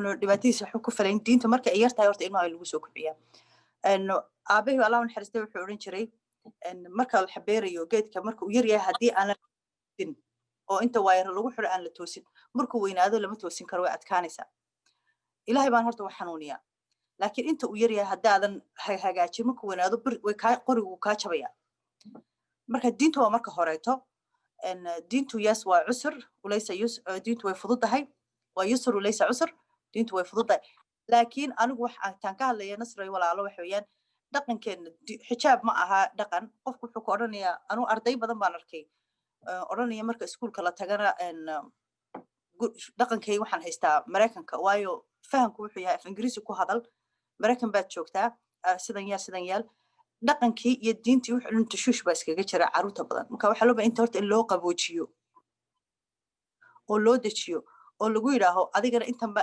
lagugu leeyahay dhaqankaagina waa kan isfahamku wax ka weyn adduunka ma jiro ilaahay xayawaankan urta isku gartaan dadkuna hadalka isku fahmaan in waalidku iyo awlaadu ay isfahanto oon u noqono halkii aan kowaan ka bilaabay waalidnimadaadu maxay tahay oo horta adigu aad iscilaashtid adigu iscilaashka aan u jeedo waxay tahay adigu horta is-ogow evaluation isku samee isqiimee waalidka aad tahay waayo danta aad ka leedahay carruurtaada ayaa ka weyn guriga ayaa lagu soo baranayaa siduu qofku u gorgortamo negotiationka qofku gurigu kusoo baranayaa sidaad u noqotid hogaamiye gurigaagaad kusoo baranaysaa sidaad u noqotid amar qaate gurigaad kusoo bartay dulqaadka gurigaad kusoo bartay hooyada amba aabaha guriga jooga wuu ogyahay ilmihiisu kaalinta uu ka golayo bulshada gurigiisa isagoo jooga marka sidaad u diyaar garaysid abaan u diyaar garayno dad wanaagsan oo muslin ah oo soomaaliya innaga waalid ahaan inaan iska bilaabno anigu hadda jeer carruurta dambi ma saaro diin iyo dhaqan toona anigu carruurta dambi kuma saaro haddayna kow jirin laba ma jiri lahayn marka waalidka ayaan leeyahay anigu had iyo jeer waalidka ayaan saara xoogga waalidka ayaan nimankana saaraya waalidkow adigu dib qiimeen isu samee evaluation adigu isku samee adigu sidaad horumar u mari lahayd inantaadu amba inankaagu adigu kugu dayanaya adaa hogaamiye u ah haddii adigu uu hogaanka uu ka raadin meel fog ha ka raadin adigu iska dhex raadi saad adigu ilmahaagaad u tusi lahayd hooyada kartida leh amba faridnimadu ma aha adduunku faridnimo iyo karti iyo waxqabad adduunku waxa weeyaan sidee adigu kaalinta aad ku jirtay sidee lagu xasuusan doonaa see adigu maxaad marka adigu hogaamiye soo saar waalidow nin qof muslina wada waxa doontid adaa doonaya waxa doonaysa ilmahaaga siduu noqonayo gacantaada ku jira ilaahay ka soko والله هدى بوينتيو في عن آيات كهذا شيء رنتي very important waxa kale rabno inaan ka hadalno waxa weeyaan sida shift kama aragtay talking about dhaqanka aniga waxaan ahay qof ma garanaysa dhaqanka Soomaaliyeed xoog u support garaysa waan jecelahay dhaqankeena Soomaaliyeed kuma korin in badan Soomaaliya laakiin waan jecelahay dhaqankeena because waana lagu soo koriyay dhaqankeena waxyaabo badan ayuu ma garanaysaa uu support garanaya waxa ka mid ah maxaa la dhahaa shaqada tacliinta waxaa ka mid ah qofku inuu ma garanaysa strong noqdo inuu raadiyo wixii ma garanaysa u baahnaa uu ka maqan oo aanu qof weydiinin ma garanaysaa xataa diinteenana way garanaysaa waxyaabahaas oo kale way ka hadashay in gacanta hooseysa gacanta sareysa ka fiican waxaan rabaa inaan ka hadalno hadaba materialistic ama hooyada ama aabaha ama qoyska maaragtay caruurtooda ku korinaya in wax kastaba ay doonayaan inay helaan waa waxna wadankan aan joognay qurbaha Mareykanka xoog ku badan in caruurta yareed inay noqdaan maxaa la dhahaa very materialistic inay arkaan inay qiimahoodu yihiin kabahay gashanayaan shaarkay gashanayaan ama magaranaysaa whatever markaa jira anigu wax kaliyaan la sheer garanaya familiyashan I think maaragtay pointi fiicana huda adigu aad la timaaday qofka bani aadamka wuxuu noqdaa qof baa wuxuu yidhi qofka bani aadamka wuxuu noqdaa cabd ama adoon wuxuu xoog u jecel yahay marka maaragtay hadduu jeclaado too much hadduu jeclaado ilaahay cabdiga ilaahay buu noqonayaa lacagta hadduu too much jeclaado cabdiga lacagtuu noqonayaa hadduu jeclaado caruurtiisa cabdiga caruurtiisu noqonaya waxaad tahay cabdiga waxaad jeceshahay too much marka caruurteennana sidaan u korinayno maaragtay there is so much want not need wixii qofkii yaraa wuu rabaa laakiin uma baahna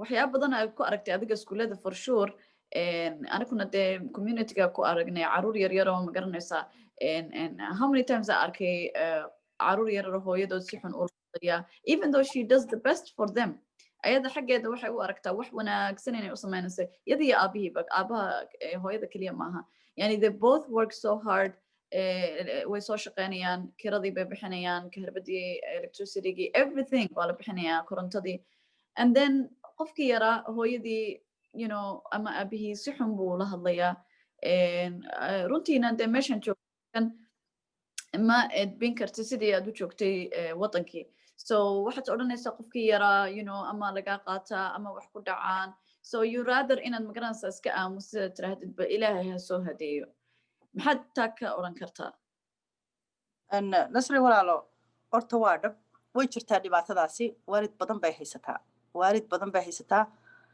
taa lafteeda waxaan xoojinayaa waalidku qofku yahay inuu ogaado waxaan haysanaa waalidkan wuxuu u badan yahay guilty love jacayl aad muddo inuu dembi ku xidhan yahay ilmahaaga adoo raba inaad rabaysatid waddankan aan noolnahay ilmaha in la tarbiyadeeyo ma diidana haddii ilmahaaga adoo tarbiyaysanaya baad moodaa aad ku onsa halkaa qaba soo fadhisi buu ilmihii laftiisa kuu soo noqonaya waxbuu kaa baryayaa aadan imika maskaxdaba aadan ku hayn adoo helaysiina baad is arkaysaa nolosha runteed dabadda joogtaana saa uma dhaqanto ilmahaaga hadhow toole marka aanba aad wax u weydid waa inuu jarka ka dhacaa waa inuu ilmuhu waalidku waxaad moodaysaa isagoo aanan ogeyn ilmihiisa inuu tuugnimadii u furayo isagii aanan ogeyn oon dee xaggaa u jeedin inuu ilmihiisi waddo qaldan uu gelinayo walcaayadu billah ilaahay naga wada qabteen waxyaalaha materialska ilmaha marka uu yaryahay horta imika waxaad arkaysaa ilmo ku ooyaya ku odhanaya haddaana xidhan wax baraa neemaaba maba xidhanayaba waxaad arkaysaa caruur ku odhanaysa embarrass baan ka ahay hooyaday ma raba inay iskuulka igu timaado waayo waxay xidhan tahay xijaab weyn sidan bay tahay ma doonayo waxaad arkaysaa ilmo marka suuqa la maraya waalidkii uu ka yaro fogaanaya waalidkiisa soomiyana qofkaasi waalidka ahayn oh don't talk ha ka hadla oh I'm embarrassed ma waalidkaa baad ka tahay embarrassed iyaduna way kugu faanaysaa marka gaabka jira nasray walaalo haddaynu dib ugu noqono arrinteeda gaabka jira isfahankii weeyaan iyo qofku waalidku marka horeto waalidkee buu yahay waalidkan marka uu xanaaqo ku kacayo xanaaqi markiiba xanaaqaas waxba kama jiraan hadhow wuu kasoo noqonayaa ilmihii isagoo iminka si kale u raali gelinayaad arkaysaa waalidka ruulka adagna hadduuna isaga ruulkiisa raacin waryaa electroniga bakti baa la odhanayaa anigana newska iishid ilmahaasi waddada wuu ka lumaya haddii aan ku noqono materialiska waalidku marka horta inuu ka fikiro xagabaad ilmaha maxaad la rabtaa ilmahaaga waxaad maqlaysaa caruur yaryar adigu six kuwaaba ilmo weyne ted forgrade oo ka odhanaya haddaana xidhan kabo brandname amba shard brandname hablo wuxuu ka odhanaya haddaana sidan boorsada iskuulka lagu tago brandname ma qaadanayo gacantan ku qaadanayo booga ilmuhu waxaan iskama samayn ilmahan ilaahay wuxuu ku siiyey isagoo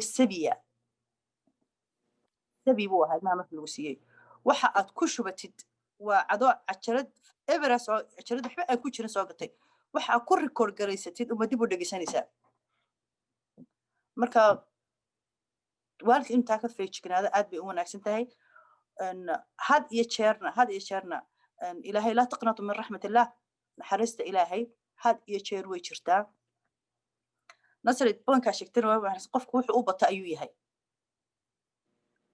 qofku wuxuu u bato unbuu yahay haddaad ilaahay cibaadadiisa u batidna ilahay baad jeclaanaysaa ilaahay wax ugu wanaagsan la qabtay waa cibaadada ilaahay nolosha laakiin nolosha moderation sidaana haddaad noqotidna waad jebinaysaa haddaad saa noqotidna waad kaa daadanaysaa dhexdhexaad khayrul umuur awsataha ilmahaaga adoo jecel waxaad doonayaan aad siisid laakiin adiguna waa inaad ogaataa wuxuu ilmahaaga xagguu u socdaa xagguu ka imanayaa waxaan xaggay geynayaan waa caruur fara badan ayaan arkay ka odhanaya waalidkay waxaa nagu kalifay inaanu dukaankaa wax ka qaadano amba aanu ka xadno waalidkaya waxaana siin jiray ka jaray amba ilmo waalidkii eryey waayo waalidkiibu wax ka qaatay dabeetana ilmihii baa dabadda loo saaray taana dhibaato kale leedahayoo nasray waxay u baahan tahay soomaalinta isu wada timaado run ahaan inay taa ka hadasho ilmahan isagoo yar dembi uu galay lagu eryayo yaad u eriday adiga kullakum raaci kullakum mas'uulun can raciyatih waa lagu weydiinayaa qiyaamaha waxaad mas-uulka ka ahayd qalinkaa hadda anigu aan leeyahay amba qufilay waa lay weydiinaya aakhiro mitirkii aan wada garanaya naga dambe marka ilmahan dabadda loo eryayo dembi uu galay qof baa ilaahay dembi weyn ka gala allah qafuru raxiim weyn laakiin waalidku inuu isagu isqiyaaso uu dib isugu soo noqdo what kind of parent am I parentkaan ahay anigu maxay tahay so ilmaha aan adduunka kusoo kordhiyey sidaan kusoo kordhiyey waa su-aalo waalidka u baahan inuu xitaa keliyuuna isku weydiin soomaalideena anigu waxaan ku arkay oo dhib ah 4 qof oo dumara oo saaxiibay oo dar alla u saaxiibay oo dar alla carruurtiisa loo korsaday way adag tahay aad aragtid ay kalsooni ka dhaxayso waad u baahan tahay qof aad la hadashid aad ku tiraahid nolosha isla qaybsataan waayo keliya ma noolid mujtamac bulshad ku noosha haddaanku waxay tagaan kalaasyo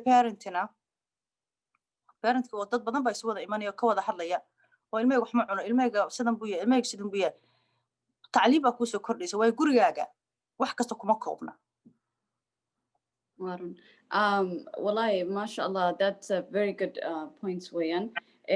Waxaan rabnaa inaan ku dhamaystirno the goal setting or maxaa la dhahaa in maaragtay as qoys ahaan in aan goals inaan lahaano ama hadaf waxay hadafkaagu maaragtay especially familiyaasha qoysaska waaweyn hadda ama qoysas waaweyn yaan odhanin but qoysaska caruurta waaweyn leh waxyaaba badan ba magaranaysaa khibrad badan bay leeyihiin but laakiin familiyaashu waa kala different there are different families have different needs have different maxaa la dhahaa timeline waxyaabo badan baa kala different ah environmentigan ku jirnana waa environment adag waa very stressful waa environment dadkeenii aanay joogin like qofku hooyadoo kale maybe waalidkeedii aanu joogin ama aabuhina waalidkiisii joogin ama walaaladii ama ma garanaysaa dad oo support garanaya because anaga waxaan nahay collective family baan nahay waa macnaheed waxa weeyaan waan isla shaqeynaa yacni waxaad arkaysaa inay yaroo habareertii soo korisay eedadii soo korisay waxa weeyaan waxay dhahaan gaaladu it takes a village to raise a child waxay maaragtay villageka maxaa la dhahaa in Somali maxaa la odhan jiray walaal huda like magaalo dhan bay qaadanaysaa in order yar in magaranaysaa la koriyo qof kaliya hooyo kaliya oo guriga joogta ama aabbo kaliya guriga jooga ma korin karo 5-6 ciyaala that is above and beyond qofka intuu magaranaysaa u adkaysan karo sidaasay tahay ilaahay baan maaragtay garab istaagay insha allah laakiin waa inaan goal lahaanaa hadaf waa inuu qofku lahaada markuu caruur korinayo hadafku waxay maaha un qofkan yar inuu weynaado oo shaqeeyo ama inuu wax dhigto waxa weeyaan inuu wanaagsanaado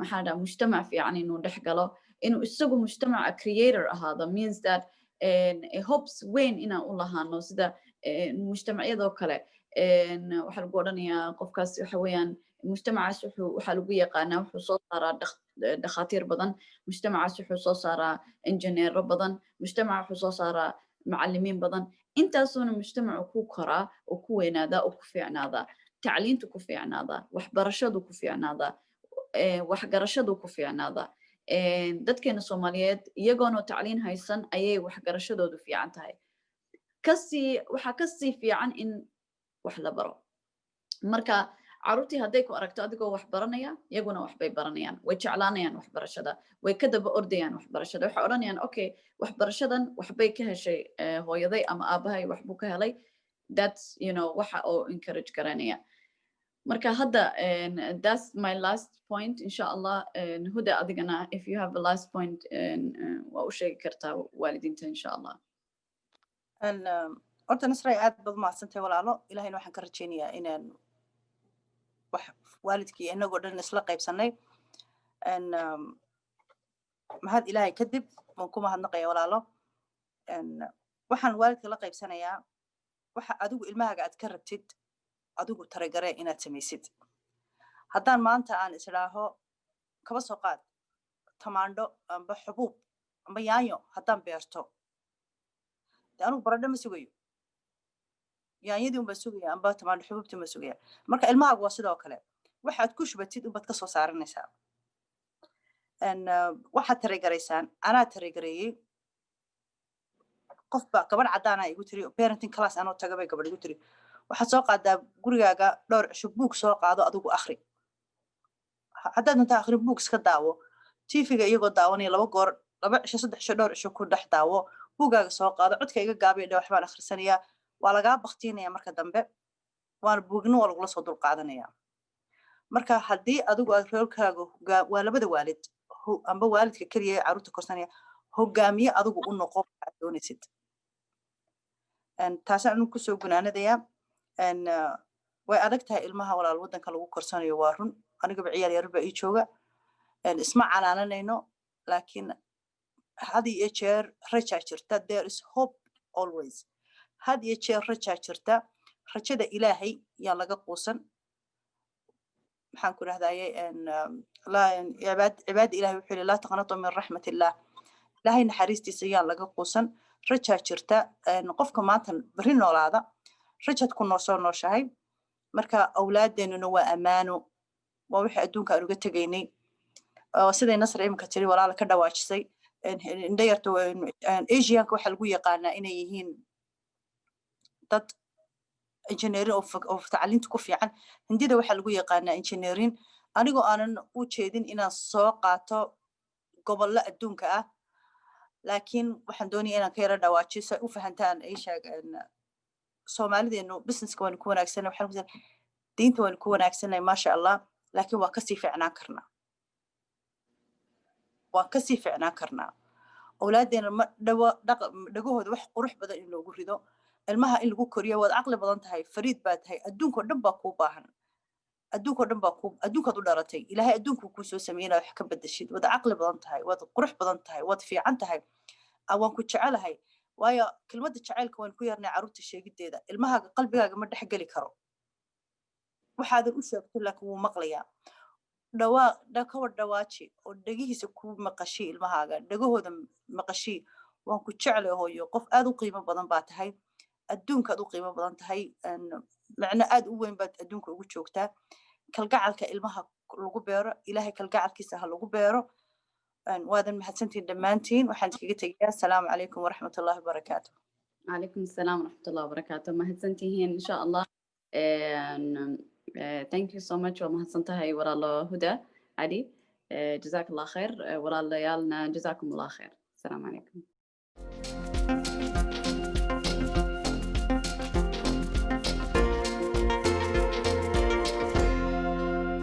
Hi there, my name is Chrissy Mignona and I'm with Move Mindfully. And I'm here today just to share a movement break with you. During the day, sometimes we just need to move our body and get a little more focused on our breathing so we can reset to be more ready for whatever we have to do next. So I'm going to invite you to start by just feeling your feet on the floor, feeling your seat in the chair, and just take a few nice slow breaths.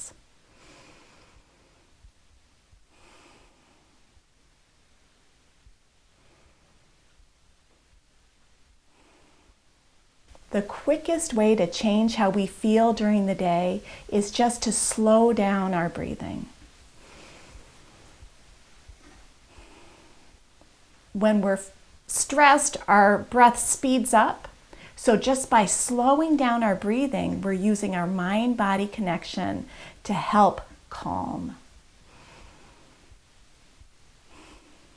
Now we'll just experience some yoga-based movement. We're going to move our spine in 6 different directions. And just notice how you feel while we're doing this. Each different direction of the spine creates a different feeling in our body. So let's start with our feet on the floor. We're going to breathe in and reach up. Arms can be straight or elbows bent. And we're going to lean back just gently in a back bend. And just notice how this feels. From that back bend, we're going to fold our spines forward. Sometimes it feels good just to reach the arms out front, rolling the spine forward. Sometimes resting hands on the legs or reaching to the floor as we fold forward feels good. These are the first 2 directions of the spine. Let's try that again. Breathing in, elbows bent or arms straight as we lean back. Breathing slowly, back bends can be energizing. And then we'll exhale, folding forward, either just rolling that spine forward or folding forward a little bit more deeply. Forward folds are calming. And then we'll breathe in and reach up nice and tall. Those were directions 1 and 2 that our spine folds in. Here's 3 and 4. We're going to reach to the side, maybe grabbing that top arm, maybe letting that arm hang down. And we'll just breathe and stretch through the side body. And we'll do that on the other side, breathing and reaching, maybe grabbing that top arm, maybe not, as we breathe slowly. We'll do that one more time each side. So reaching over to the side, we're energizing our body when we stretch like this, and also creating more space for those slow, calming breaths. Let's do that one more time, other side, however feels good for you. And the last 2 directions we're going to move our spine are twisting. These are directions 5 and 6. So take a big breath in and we're going to look over one shoulder. Twisting is going to bring our spine back into balance, but it also shifts our perspective. We can slowly come back to center and we'll look over the other shoulder. Nice big breath in, breathe out as we twist, and continue to breathe slowly. Twisting helps all the systems of our body function better. So that's the 6 directions of our spine. We're going to move through that a couple more times for this movement break. Go ahead and breathe in, arms straight or elbows bent, reaching back in that back bend.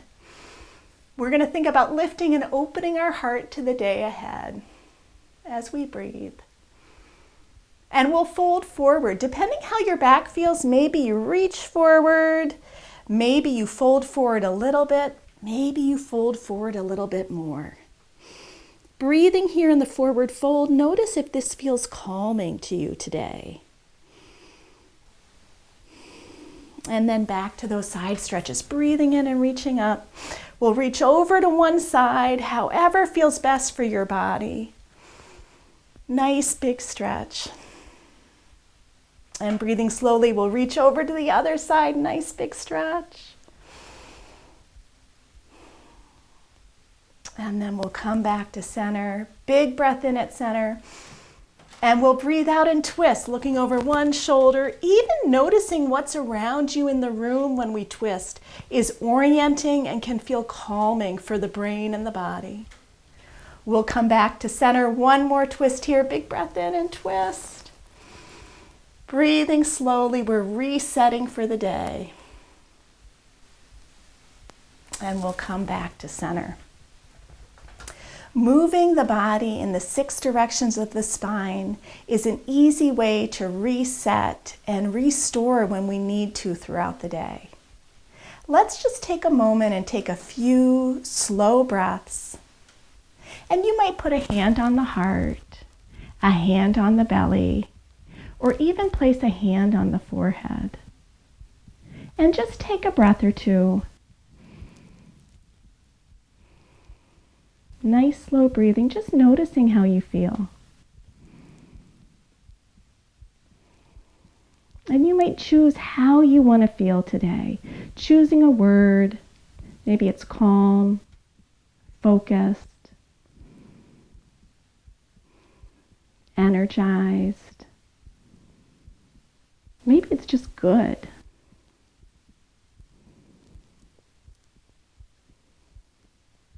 And when you're ready, you can release your arms away. Thank you so much for taking this movement break with me. I hope that felt good to you. And if you want to find out more about Move Mindfully, you can visit us at move-mindfully.com. Have a great day.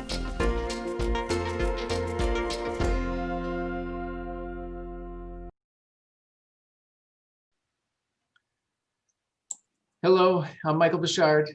I'm the Associate Vice President of Equity and Inclusion at Dakota County Technical College and Inver Hills Community College.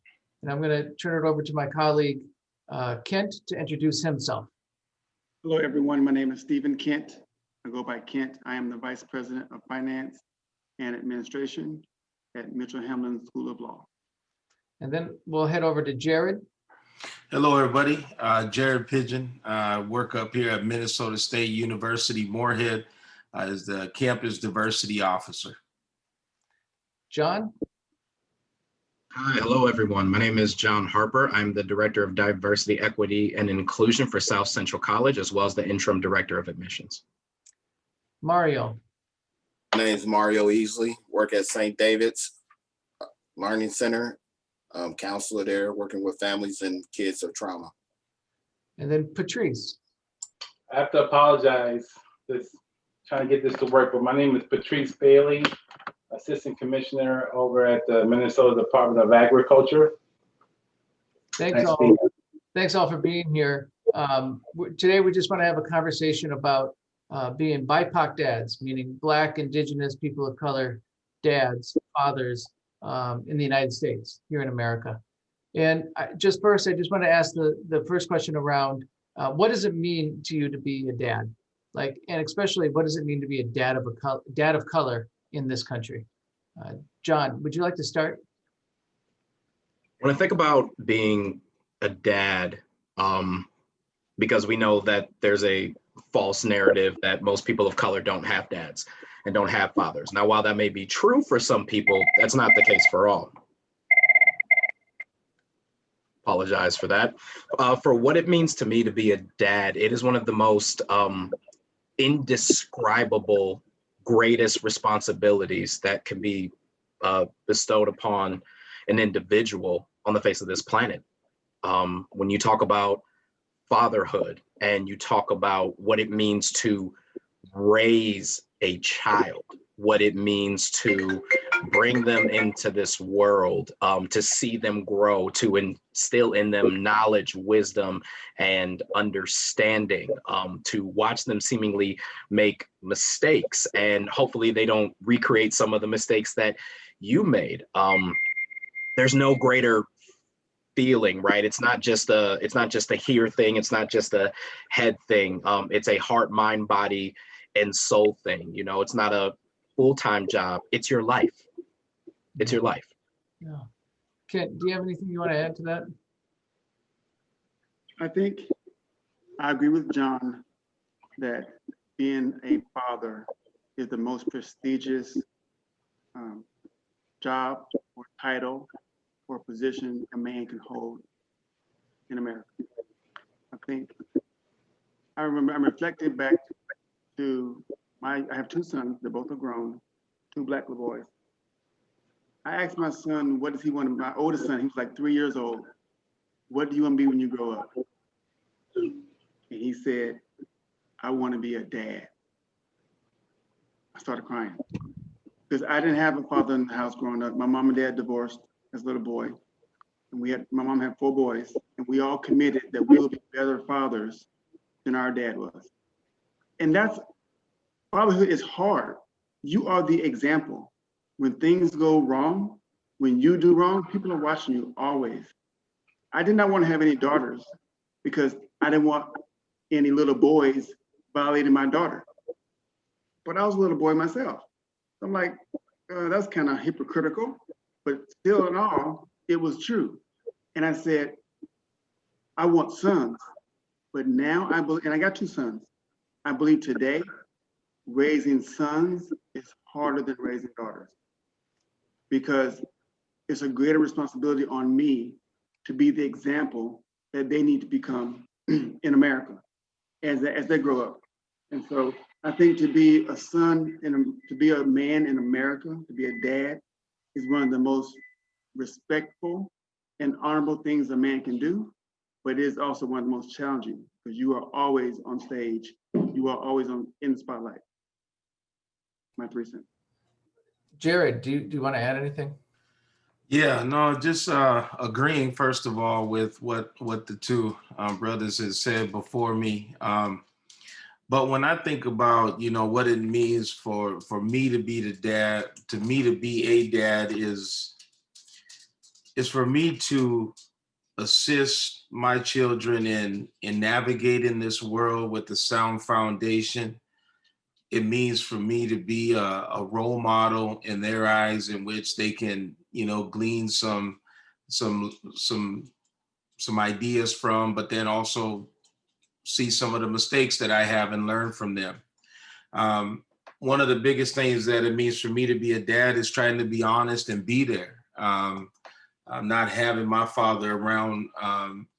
The one thing I told him when I met him when I was 25 was that, you know, he taught me how to be a dad by not, you know, being around. And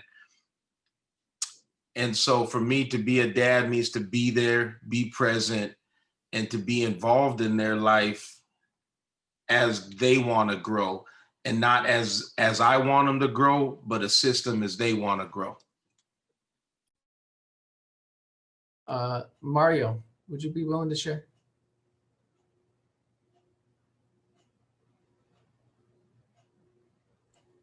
Yeah, I think it's a combination of what everybody is saying. Basically, being a dad is like the foundation of our families. We're the head, so what that means is we're the leaders of the pack, and it requires accountability, and also a lot of self-reflection of our own lives and how things have shaped us as adults, as men. And just like my friend just said, I can't remember what said, I met my dad at 12 years old, and it was a different experience. And I end up moving with him. I'm from St. Louis, Missouri. So in the inner city, things move a little bit faster than some places like Minnesota where I reside. So I think for me, it was a learning opportunity. I had to learn how to be a man. And I learned from my dad. I will watch him. You know, he's not the type of dad that most men would look up to. He drank a lot, but I paid attention to not just his negatives, but the positive things I can pull from him. So anything I could pull from him that was positive, that's what I wanted to learn from, not what he was doing wrong or what was going wrong in his life, because I had to learn how to, moving up to Minnesota, I had to learn how to forgive him, you know, and that's a big thing, is learning how to forgive your parents if you feel like they wronged you, so you can move forward and actually raise your kid. Because if you bring that legacy of debt with your kids and raising your kids, then they're gonna do the same thing to their kids. So it's just a learning perspective. It takes a lot of self-reflection, and it takes a lot of grace and just forgiveness. Thanks, Mario. Patrice, what does it mean to you to be a dad? Well, you know, I wanted I was thinking about what you were saying about in terms of being a dad in America. You know, I can make it more local in terms of being a dad in Minnesota. It's probably the hardest thing to be a Black dad in this state, because the bar is so much higher, because they set the bar so low. So you have to go so much higher to break even in terms of your identity, your reputation, your status as a Black father. So you always are dismissing stereotypes that is already pre-installed before you even become a dad. And I was just thinking about the 5 times I saw my dad was 10, 13, 15, 21, and 37. That was it. And it's almost like someone, you know, that took something away from you, like tools of how to be a man, tools of how to treat women, tools of how to, you know, carry yourself. And you have to invent those tools along the way and put them in your toolbox, you know, because you may have stumbled quite a bit. But, you know, being a dad to a 14-year-old and a 12-year-old, I think the girls are worse because of the technology on the phones. It's so hard to get them to give you the phone so you can check it, because then it's like, well, what do you need the phone for? Or, you know, that's my private stuff, or I need the phone to sleep. I mean, all the excuses, and you're just saying, I need you to just take a step away from being on the phone. So that's my 2 cents, but I think it's harder in this state than other states I've lived in. Mario, when you hear Patrice talk about being a father in Minnesota, what can you relate to that? What do you think about that? And also, you're the father of you're the father of girls too, right? Like you have a little girl. Yeah, I got 2 sons. One's about to be 21, and the other one just turned 17, and I got a daughter that's 8. Yeah. So your question was about raising kids in Minnesota? Yeah, being a Black dad, raising kids in Minnesota. Yeah, I think based on your environment, things can look different.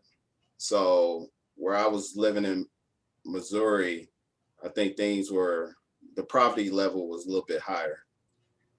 I think in Minnesota, it's a lot of, I don't know how to say this, like fakeness, you know, like people pretend everything's okay, you know? So it was kind of hard for me to kind of deal with a lot of things moving to Minnesota. People will smile, but not say hi. And I kind of perceive that different.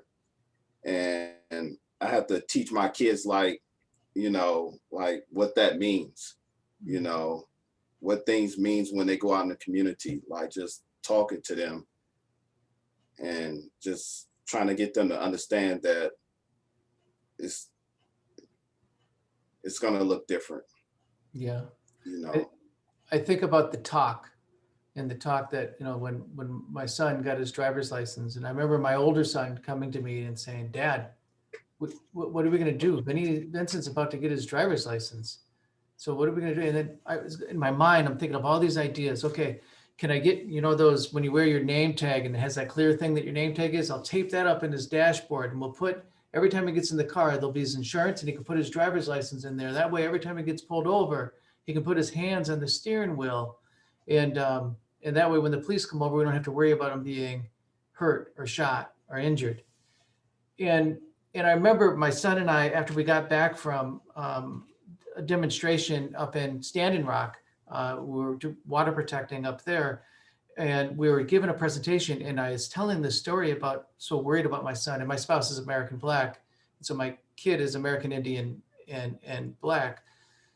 And somebody in the audience said, but that's almost manifesting the rape culture. Like, we should be able to live our lives how we want to live our lives. But we still have this risk. We still have this risk. And so what, did you all have the talk with your kids? Did you ever, how about you, Kent? Did you have the talk with your kids? When you say the talk, you mean the talk about being Black? Yep. Oh yeah, okay, so check this out. My youngest son, and his mom is African-American also. But he came to stay with me in Minnesota and went to college. So we're divorced too. And I told my son, real talk, guys, I'm gonna say, hey, before you have sex with anybody, you never have sex with them when they've been drinking, ever. And don't you be drinking either. Now I acknowledge, because you're in Minnesota, and at midnight, be where you're gonna be. If you're not gonna be at home, I'm okay with that. You're 22 years old, you're in college, you sleep with your friend's house, that's okay. But don't be on the streets of Minnesota past midnight. As a Black man, don't do it. Back to the girl thing. If you're gonna have sex with somebody, which it's not the right thing to do, take care of yourself, wear a condom, take care, blah, blah, blah, blah. All that real talk. Listen, don't be drinking alcohol, because tomorrow morning, you just might wake up and she might say, what are we doing? And even though it may be consensual to you, you're gonna be in jail. And that's real talk. He came back to me months later and said, Dad, you are so right. I was talking about, son, don't be intimate with people when you're drinking alcohol. Listen, being Black in America is real. Look at what's happening on the news today, storming the Capitol. People can suspect or think what would have happened if those had been Black protesters or Black insurgents storming the nation's capital. Been a lot of a massacre. People have their own opinions. Being Black in America is real, and it is dangerous. It just is. You are an endangered species as a Black man in America. I believe that. And I try to tell my sons that your decisions have consequences. Be smart and be safe, because Daddy can't be there with you. Brothers, feel free to interject when you feel like it. Jared, did you have the talk? Well, my children, I have 2 daughters and then my son. And so it's 17, 12, and 10. And so my little man his mother was from Mexico. And so my kids, and then me being a light-skinned brother, is a little lighter. And I'm very thankful for that. That's another story. But with my daughter, that's 17, one of the things that's coming, I have had to talk with her, is because she's very flamboyant. One of the things that comes with being, also a father in Minnesota, and when you have children that don't get to surround themselves with other Black children, they take their image from the television, from the rap videos, and so her style is manufactured. Now, she's gravitated towards a group of Black folks, and she's dating a black male. And I've had to talk with her because she has been pulled over. And I had the police officer tell me, he said, you know, you need to talk to your daughter because the way that she acts is not good around law enforcement. And she had no real idea. And at that point, I hadn't had a direct conversation with her. But to her head also, when you surround these kids around white folks, sometimes they don't understand all the implications that comes with being a black girl or a black man, because they're also pulling their experiences from some of their friends, which happen to be white peers. And so they think they can get away with something. They think they can act how they want to be. They think they can be who they want. But then in all reality, these institutions, particularly these police forces, are interacting with your child, not really don't care the degree of darkness. They lump them into a category. And so it's very beneficial to have that talk earlier than later. Yeah, thank you for sharing that. So Mario, I just want to ask you, what do you think the biggest dangers are to the BIPOC family in this country?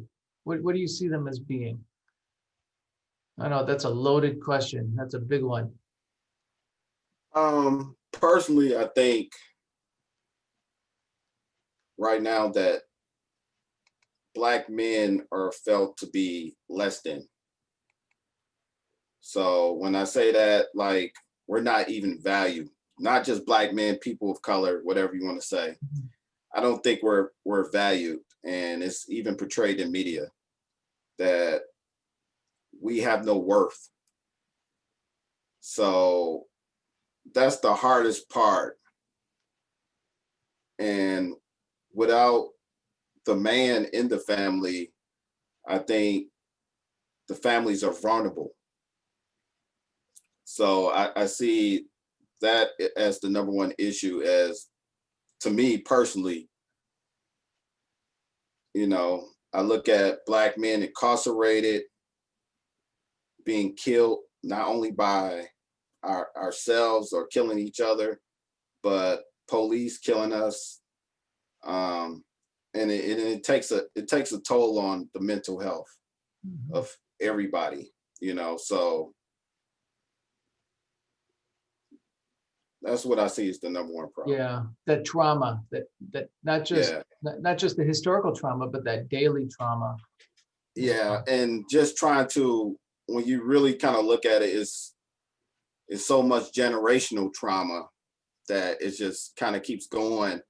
And like I said before, you got to have a lot of self-reflection to actually stop it and say, okay, what am I dealing with? You know, what can I do better? And then you got to think about your own parents and how that affected you, you know, and just do things differently. Yeah, thank you, Mario. Patrice, what are the biggest dangers that you see to the BIPOC family?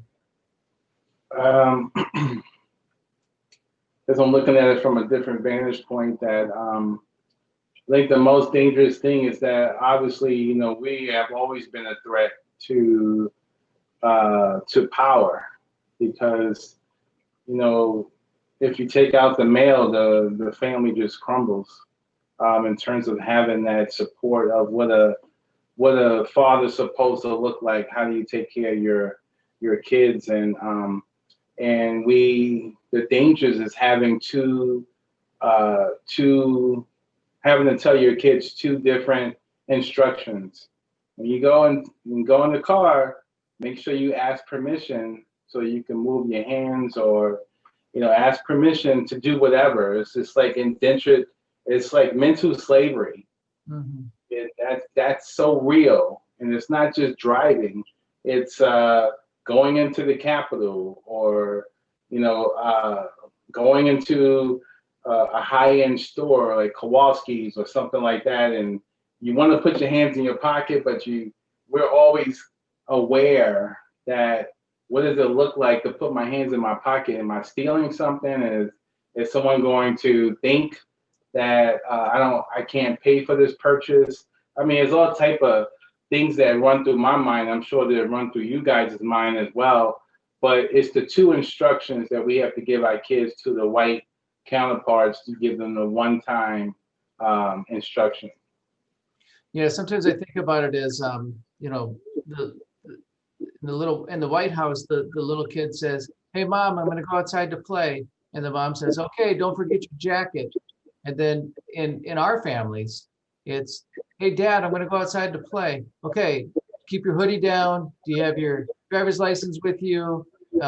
Maybe don't wear a hoodie. Where are you going to be? Like, you know, remember that your phone will be looked at as a weapon if you get pulled over." So there's so many other things that we have to think about when our kids go out to play. Jared, do you have anything you want to add to this? Yeah. You know, one of the threats that I do, and echoing what, you know, has been shared, and in which I do appreciate a lot of what I've learned within the indigenous people's culture. One of the threats is that our youth, particularly African American, don't have a sense of identity that is grounded in their historical makeup. And it gets very difficult when we have new American Black that have a closer proximity to the continent of Africa. And what happens is sometimes you have American Blacks caught in the middle. They don't really understand who they are. So like what I was mentioning earlier is that they go to develop their culture, right? So they think that they're the people of baggy pants, and they think that they're the people of what the television and what the TVs and what everybody else is reinforcing and what they believe, but they don't get this sense of who they are. And one of the things is also, is like we said, is being that African American fathers, we're so busy trying to teach our children how to live in today's world and how to survive. And then our historical understanding of who we are is kind of grounded in broken families also. And so it's a whole pile of, you know, it's just not a good formula. And so the biggest thing I would say is that, like, who are they? Who are their role models? Who are the people that are looking up to them, and where do they come from?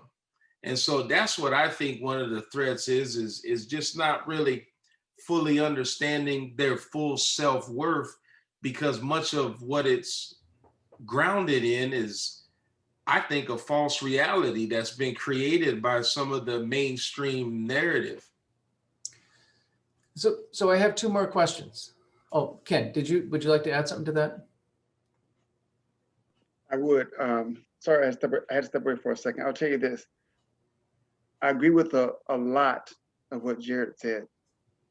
A lot. I think one of the biggest dangers as dads, as Black dads, as Black fathers, not what's the biggest danger to me. I mean, I'm a grown man. I understand this. I mean, I've been around more than 50 years. I get it. But one of the biggest dangers as a dad is that I don't understand. I, as the dad, don't necessarily understand the impact that my actions or lack thereof or lack of actions have on my offspring. I, as the dad, don't have a clue to how my actions impact my offspring. That's what I think one of the biggest dangers there is to me as fathers. My dad left my mom when she had 4 babies. They had 4 kids together. He left, divorced, gone, different state, moved in the Army, married somebody else, had 4 kids. Mama raised 4 boys by herself. Dad has no clue of what the impact that had on us as his sons. We as sons said, we're going to make a pact with each other to be better fathers than we were. But we don't know how to be a dad. We weren't taught. So the impact of my dad leaving impacts me on, now I don't know. And maybe he didn't know, maybe his father left them, and just the impact, the generational curse that is perpetuated and systemically transferred on, somebody's got to break the cycle. And so my kids and their mom and I stayed together for 24 years. And we got them through high school, most of the way through college. We didn't see eye to eye, but I have a great relationship with my sons. We talk often. I stay connected. You don't have to be married to their mom to be a good dad. But I think one of the important things is we have to understand, or do our best to understand, our actions as dads impact our offspring. Whether it is a daughter or a son, has tremendous impact. Our kids are thirsty, are hungry for structure, or for order, and for approval. And when they don't get approval from us, they seek it from somebody. They seek it from their gang friends, from people at school. They're going to seek approval, and they yearn for that attention from their fathers or from someone. We are the nucleus of the family. We as men are the nucleus of the family. And I just believe that. So I want to kind of end with like two questions. So one is that, well, we'll start with the first one. So how do we avoid, and just being real, how do we avoid keeping our children out of gangs, out of drugs, making sure that they understand that violence isn't okay? And then how do we keep them out of prison, out of the court system, and knowing that this is a real thing for our communities? How do we do this? Go ahead, John. Speaking from the I was a kid who got caught up in the gang life, especially in South Minneapolis growing up in the 90s. I was a kid that has some past experience with the court system, and did not have a father around during those moments, right? During my adolescent moments and for the most part of my teenage years. I have a 7-year-old daughter and I have a 4-year-old son. And I often tell some of the guys that I work with and men that I come across, whether they're married or not, but they have children, is I remind them that being there is not enough. To Kent's point, structure plays a critical and integral part in a child's upbringing and development. And for me personally, I have found that you have to formulate a healthy balance of love, care, provision, but sternness, so to speak, right? All of us here have children, and you try to tell the child no, and if your children are oppositionally defiant, like my son is, he wants to do everything and everything, right? It's like, does it look dangerous? Okay, I want to try it, right? But watching him like grow from 3 years old to 4 years old, going on 5 years old, watching his wheels spin, where I say, hey, this is what you should be doing. I'll provide an example. He said, Daddy, I want my hair like yours. And I was like, you have to brush it first, son. And Kent, don't say anything about me needing a comb or anything like that. And so instead of like me just consistently brushing his hair, I found that if I put the brush in his hand and help him guide his hand in the pattern that his hair is growing, he not only learns the information, he retains it. And now he's like, wow, this is something my dad taught me how to do. And so now me and my little child, my son, have a relationship to where he's like, Dad, I really want to do this, or I want to learn this.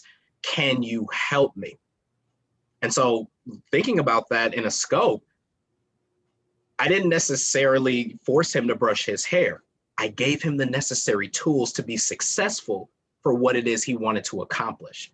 And I think that's what we need to do as fathers, is find those strategic ways, because all of our children are different, right? Children process things at a completely different level. And we as parents definitely forget that sometimes, but it's giving them the tools and the resources we may not have had, right? And so for me, not having a dad watching my mom work 2-3 jobs, etc. But for me, given the job that I have, the second I get home, I don't care how much work I have to do, bam, I got to love on my wife, go to my kids and consistently give them the tools and the instruments they need to be successful.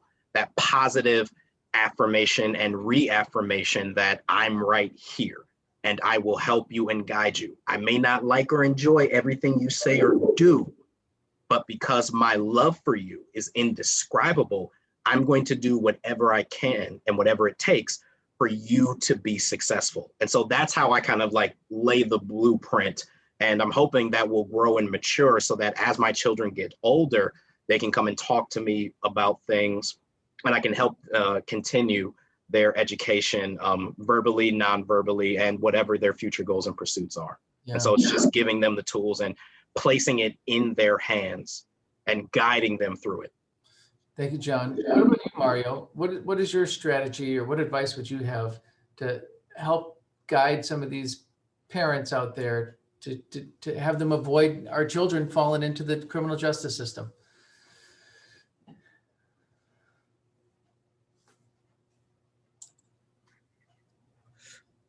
I would say number one, be present and be accountable, you know, and look within yourself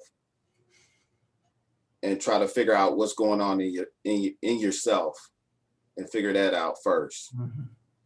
But if you're the foundation, then you have to understand that seeds grow.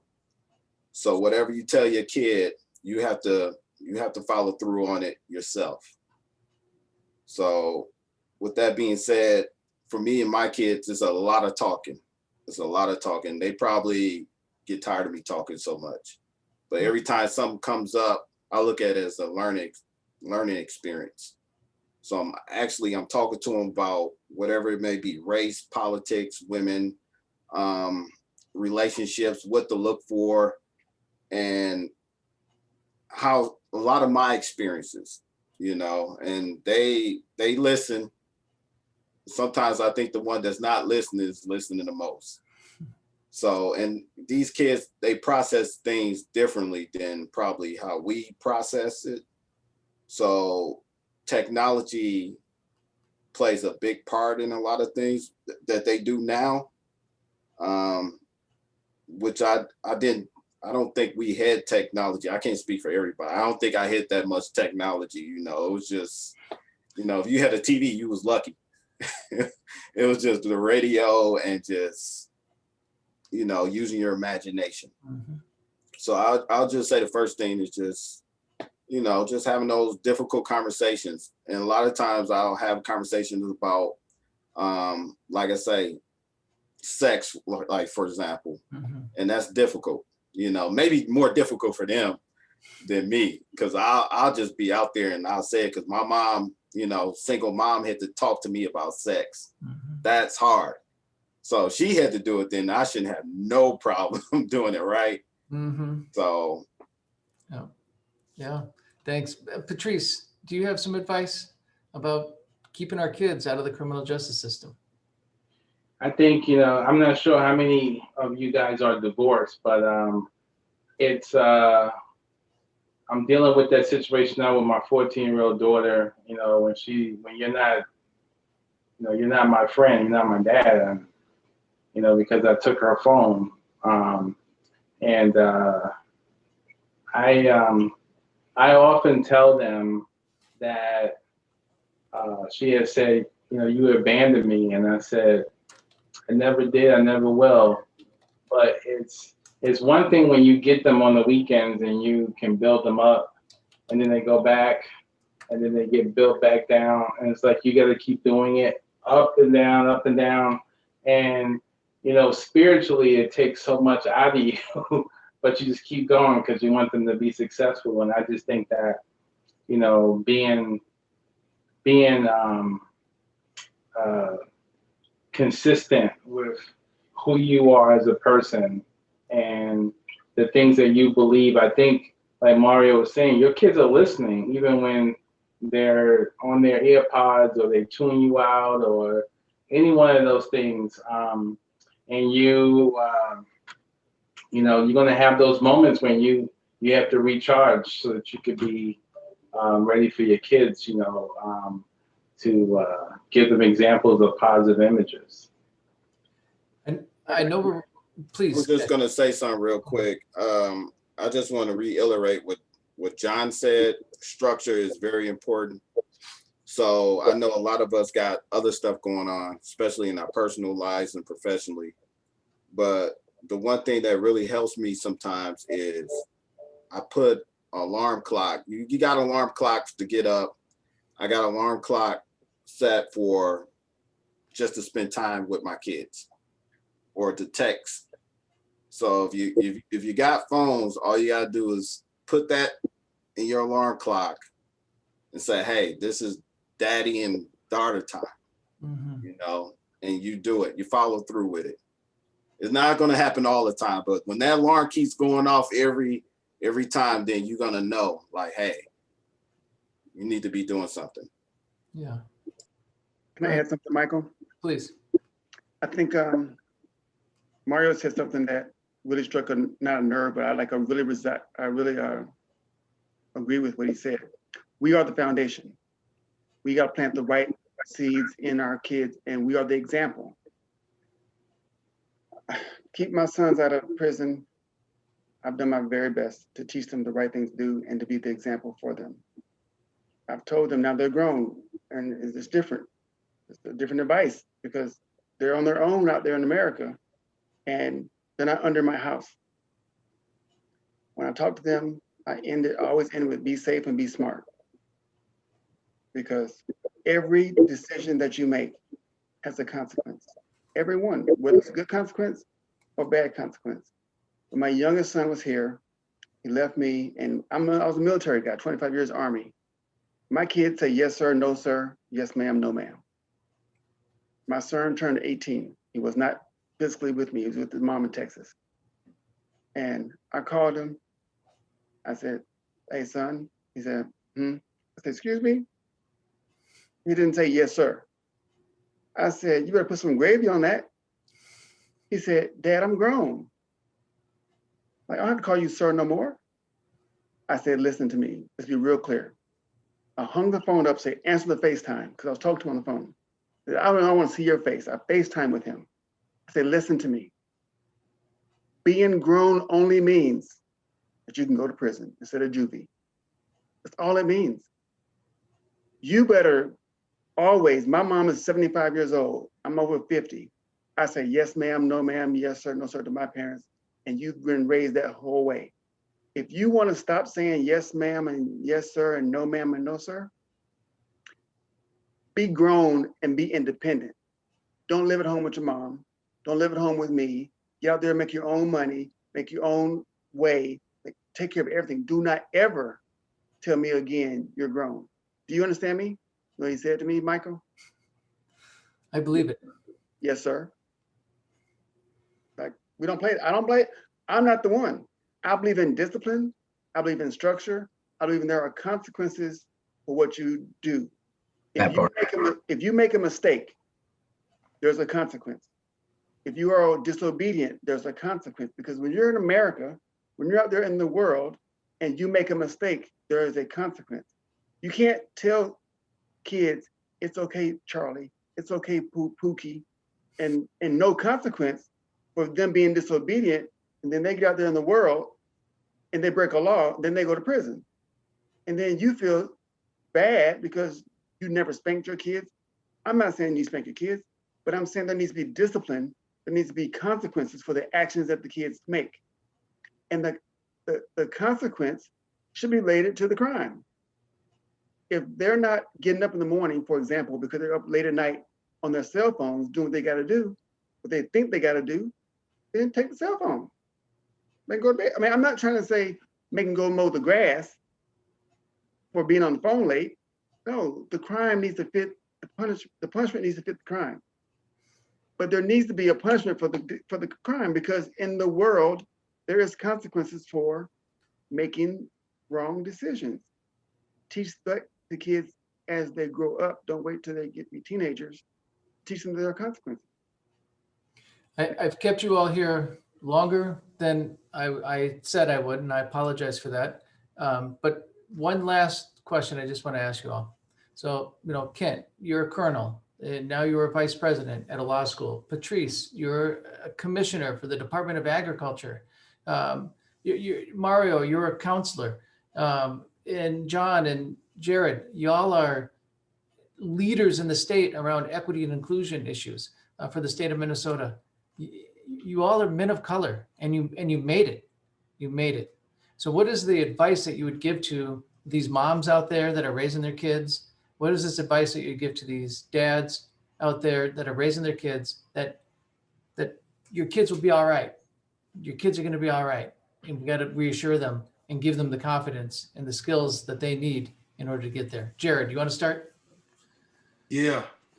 One of the things in which one can do is understand that the child has to grow, and the child is going to go through things, and there is no way to prevent all bad things from happening to the child. Because if we look back on our lives, like you had just said, like we have said, many of the things we've went through, and I believe I'm doing all right. I believe y'all are doing all right. Now we're with flaws. So one of the things is understanding that the child is going to make mistakes.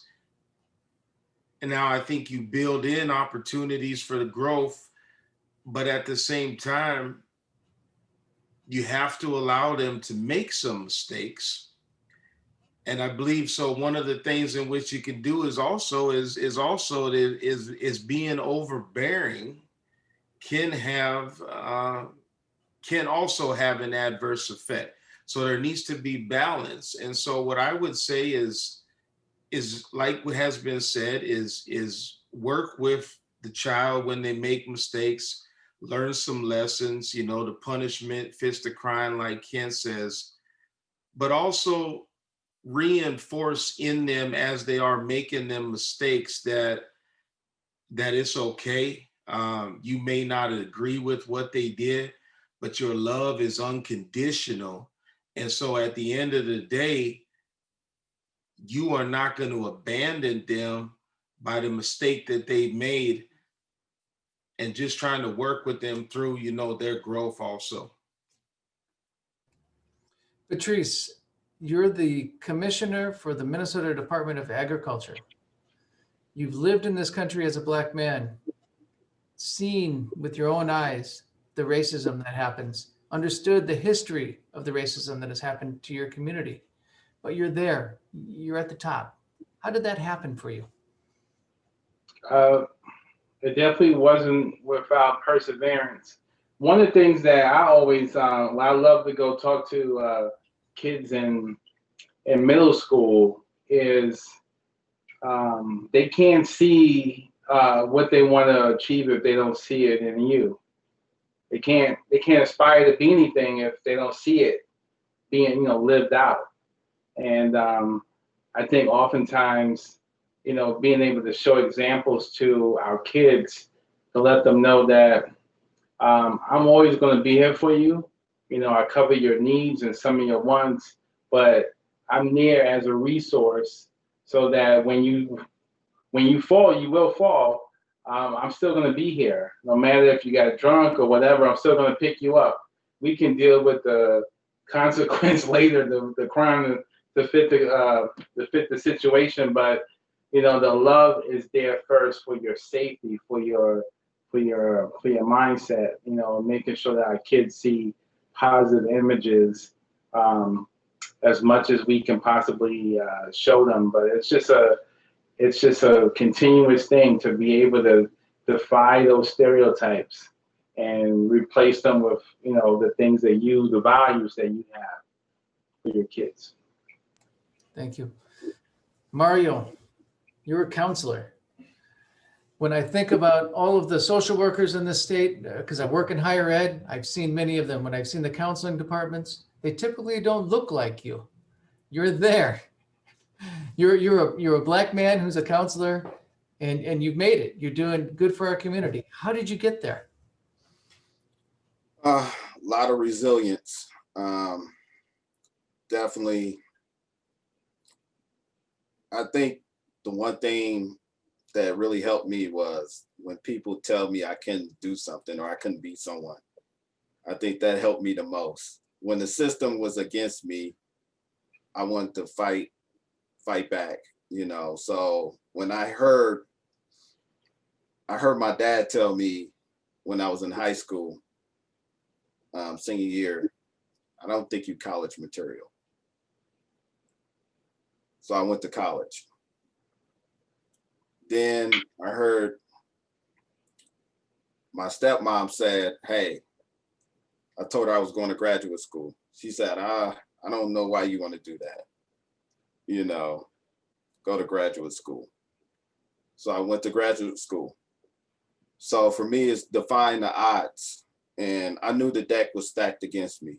You know, wherever you go, you always gotta fight, you know. And that's one of the things I think that kind of carried over with me from my childhood, has always been a fighter. I didn't never want to fight, but if you back me into a corner, I'm gonna fight.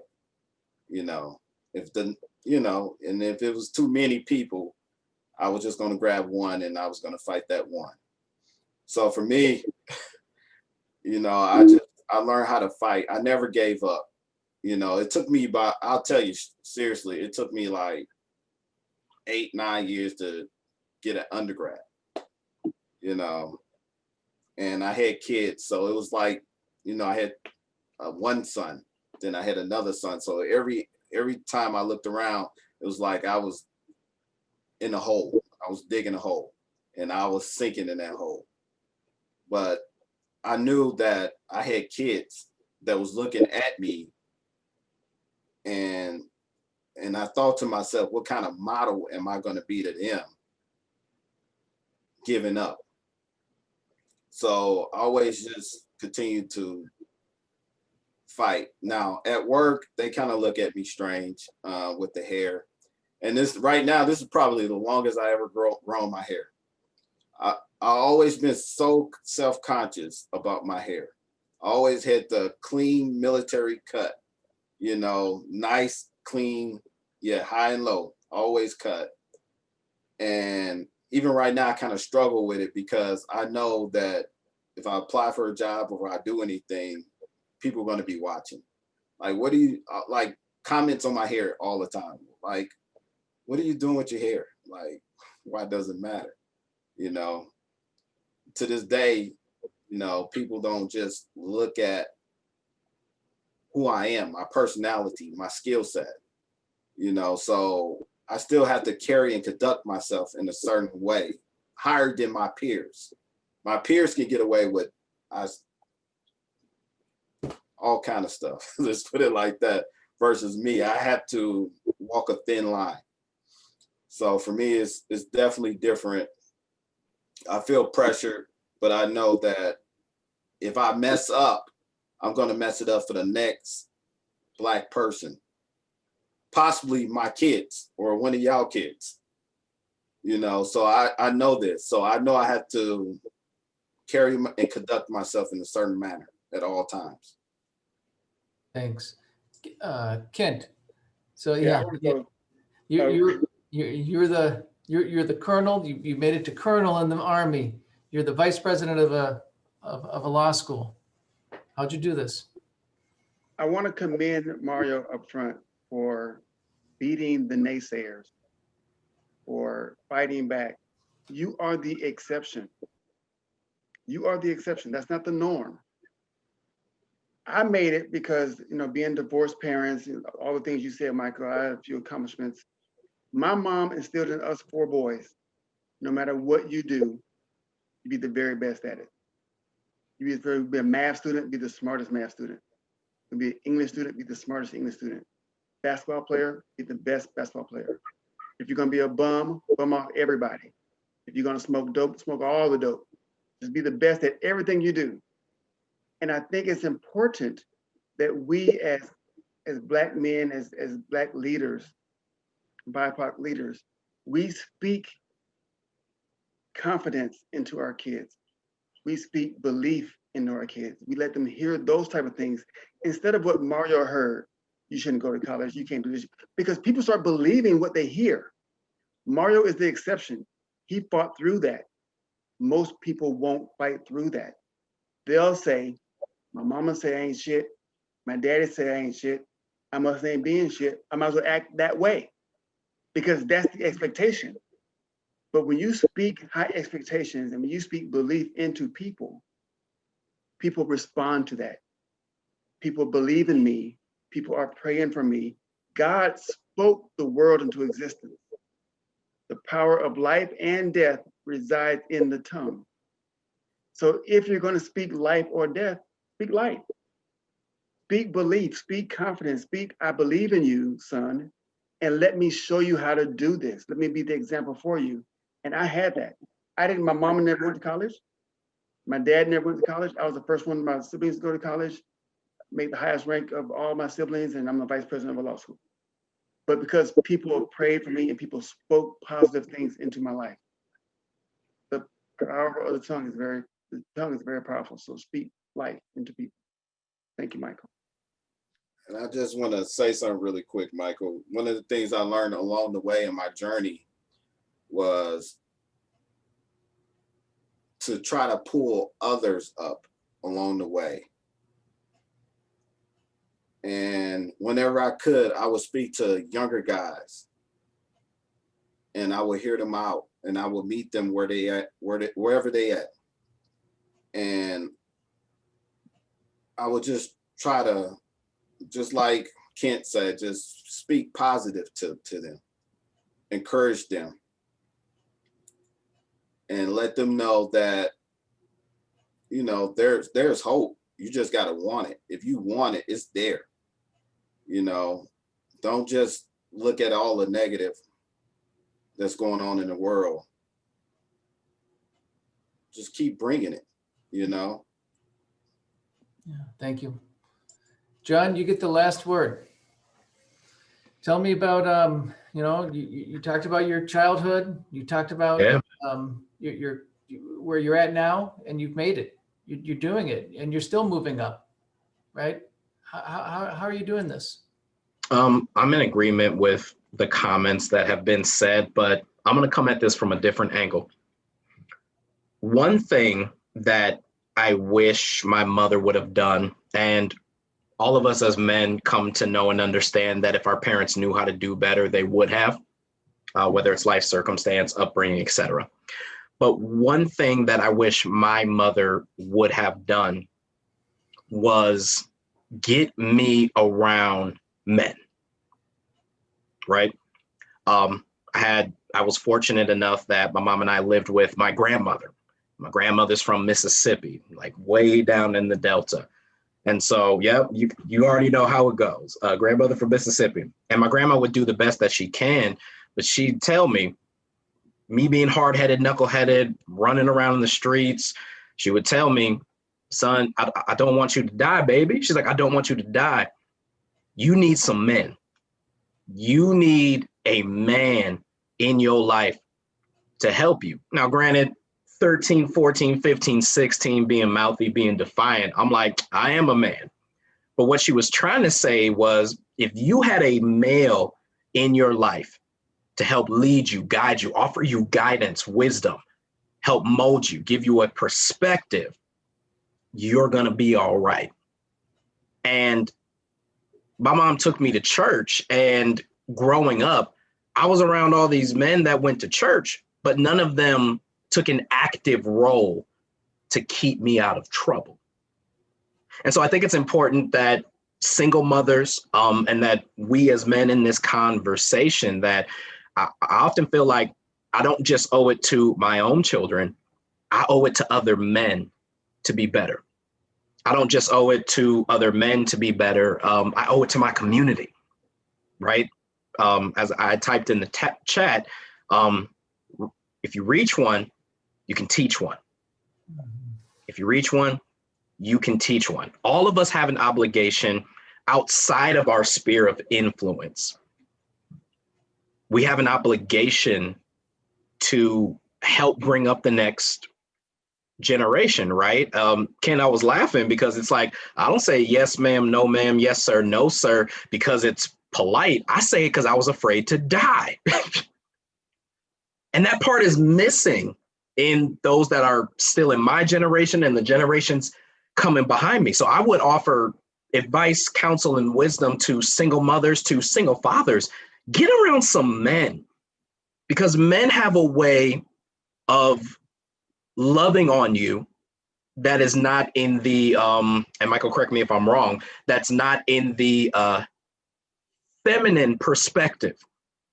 There's a love that men can provide that is not necessarily feminine and does not demasculate, if that makes sense. There are men that can correct you, right? Can a man correct you? If Jaron or Kent or Michael, just because I know them better, if they walked up to me and said, John, you're making a mistake here, I'm gonna listen. Not just because they're men, but because I've built a relationship with them. Each one of them has taken time out of their days, whether it's via email or whether it's in conversation, to pour into me.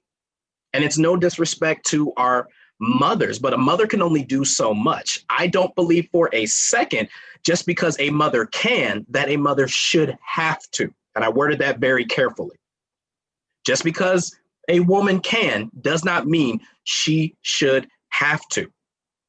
I believe God created men and women separately, equally, call it for what you want, equal, but maybe different roles, maybe different tasks, right? And so there are things that fathers can provide that mothers will try to if they're doing it on their own. And they may be successful, but at what cost? At what cost is a single mom doing ... to keep their daughter or their son, niece, nephews out of trouble? What is it costing her? Are we robbing them of the opportunity to be all that God has created them to be? Right? And so I just offer that, like I said, I wanted to come at this a little bit differently. Get your children around men. Get your daughters around men. Good men that can help lead them and guide them and offer them fatherly counsel, fatherly guidance, fatherly wisdom. Get your sons around men. If there are not consistent men in their life that are excelling and doing something, get them, whether it's through clubs, organization, groups, or something. You gotta have that type of male positive influence in your life. And you'd be surprised how much better your child ends up being. Thank you, John. بسم الله الرحمن الرحيم. magacayga waxaa la dhahaa Saamiya. Maanta waxaan ka hadlaynaa financial literacy. Financial literacy wuxuu yahay aqoonta dhaqaalaha. Marka waxaan ka hadlaynaa waxyaabaha basica, waxyaabaha muhiimka qof kasta laga raba inuu barto. Waxaan ka hadli doonaa lacagta, sida loo spend gareeyo iyo sida loo save gareeyo, iyo waxaan ka hadlaynaa waxyaabaha macquulka qofkii bil kasta ka baxa iyo waxyaabahan macquul ahayn la iska dhaafi karo ama laga maarmi karo. Waxaan ka hadlaynaa savingka iyo lacagta meesha la dhigto accountka, iyo lacagta aad iska jari kartid bil kasta meel dhigani kartid, oo hadhow inaad lacag fiican oo meel sii dhigatid just in case haddaad u baahatid emergency hadduu kula kulmo, ama wax family ahaan aad u baahatid lacagoo emergency wad haysto.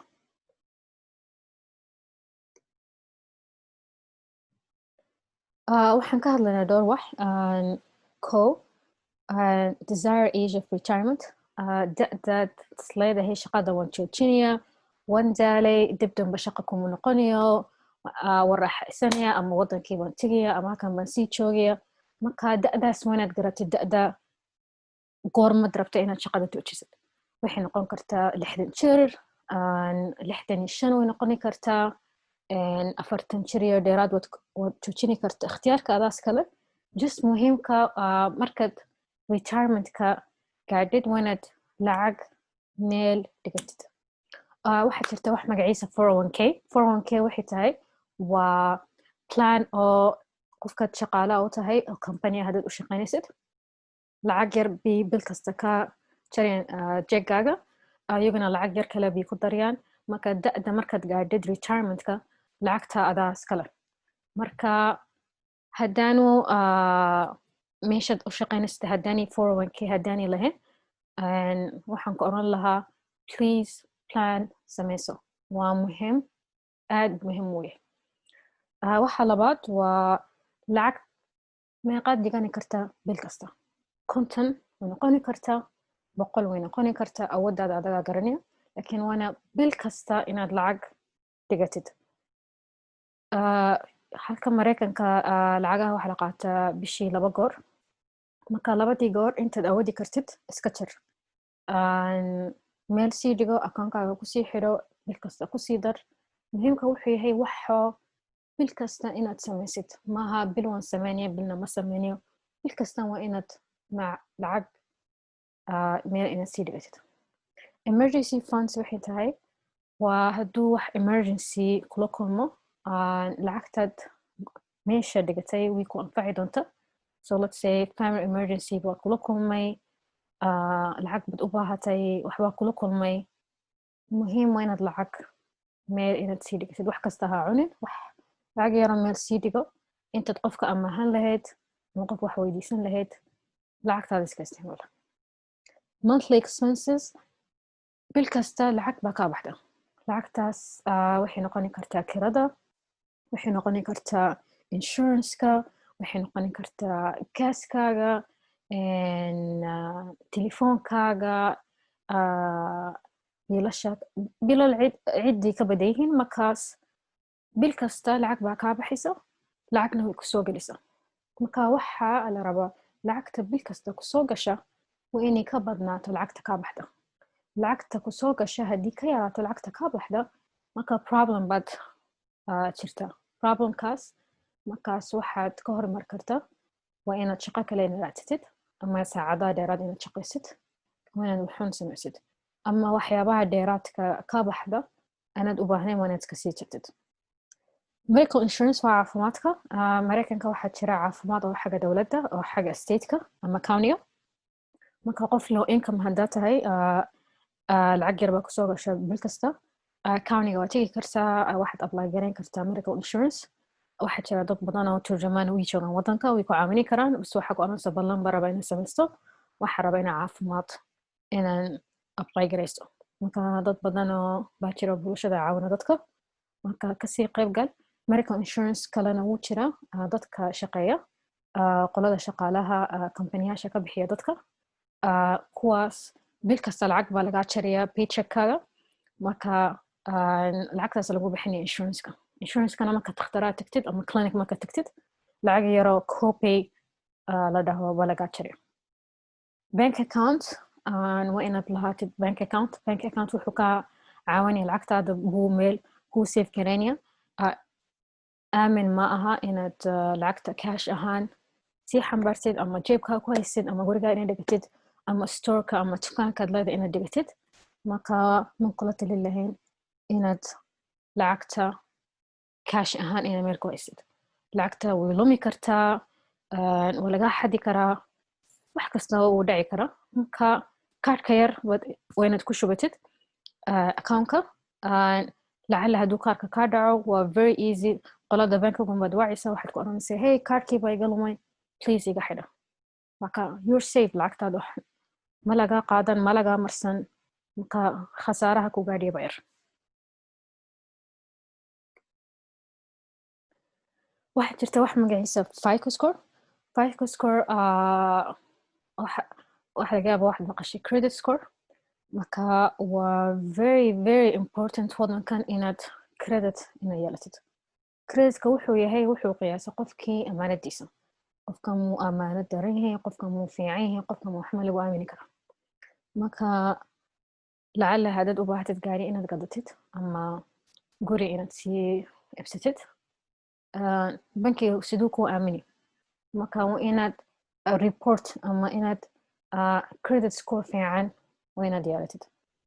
marka creditka example yar baan siisayna inka qof baa ka amaahday $100 qofkii wuxuu ku yiri hebel $100 bisha shanteeda ii soo celi marka lacagtii wad siisay qofkii bishii shantii uu ka hormaray wuxuu ku yiri hey lacagtii waata marka wuxuu ku siiyay lacagta bisha saddexdeeda marka waqtigii aad u qabatay uu ka hormaray bisha saddexdeeda buu ku imid marka dee adigu qofkaas dee waad ku farxaysaa qofkana waxaad leedahay waqtigii aan u qabtay uu ka hormaray qofkan waa qof aan aamini karo marka qofka xataa futureka hadduu wax ku weydiiyo lacag kale hadduu ku weydiisto waxa laga yaabaa lacagta inaad siisid marka creditkana waa saas creditka wuxuu yahay lacag oo bankigu ku siinayo maalin wuu ku qabani maalintaas wuxuu ku oranaya hebeloo lacagta maalintaas soo celi lacagta haddaad ka hormartid lacagta oo dhan haddaad bixisid aad soo celisid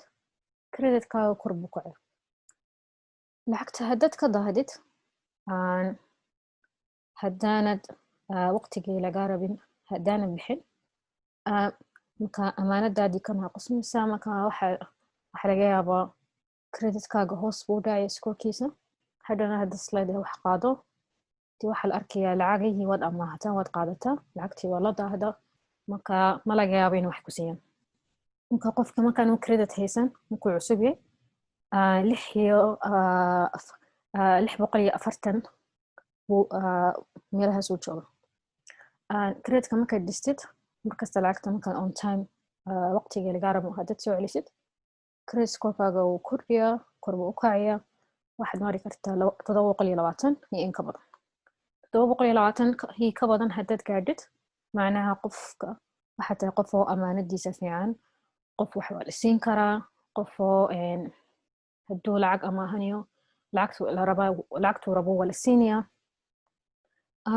dadka markasta waxay ku qaldaan credit scoreka ribada xaraanta marka magaceeda interest marka interestka waxay tahay waa example baan siinayaa sidan na fahamsiiyo so qofkii aan kuu sheegay examplekii qofkii lacagtii $100 ka qaatay bishii shantaad u qabatay muu ku siinin lacagtii uu kaa daahay telefoonka uu kaa xidhay qofkaa waad raadinaysay qofkii markaad heshay waxayd bishii 22keeda qofkii wuxuu ku yiri lacagtan anigu ma soo celin karo lacagta ma hayo marka 50 kaliya baan ku siinin marka lacagtii 50kii hadhay baa lacag yaroo kale ba lagu daraya waxaa lagu oranaya hey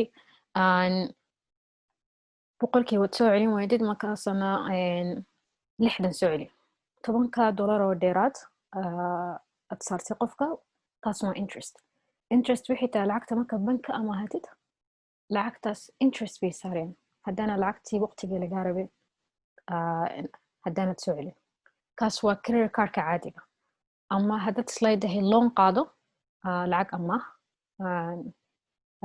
gaadhi haddii noqoto ama guri haddii noqoto interestka qasab way kusii jirtaa marka lacagta markasta interestka waa lagu saari doonaa creditka markaad dhisanaysid haddaad rabtid interestka inaad ka taxadirtid inaad ka fogaatid waa inaad lacagtii waqtigii lagaa rabay inaad soo celisid lacagtana haddaad ka daahdid haddaanad soo celin waqtigii lagaa rabay lacagta interestka waa lagu saari doonaa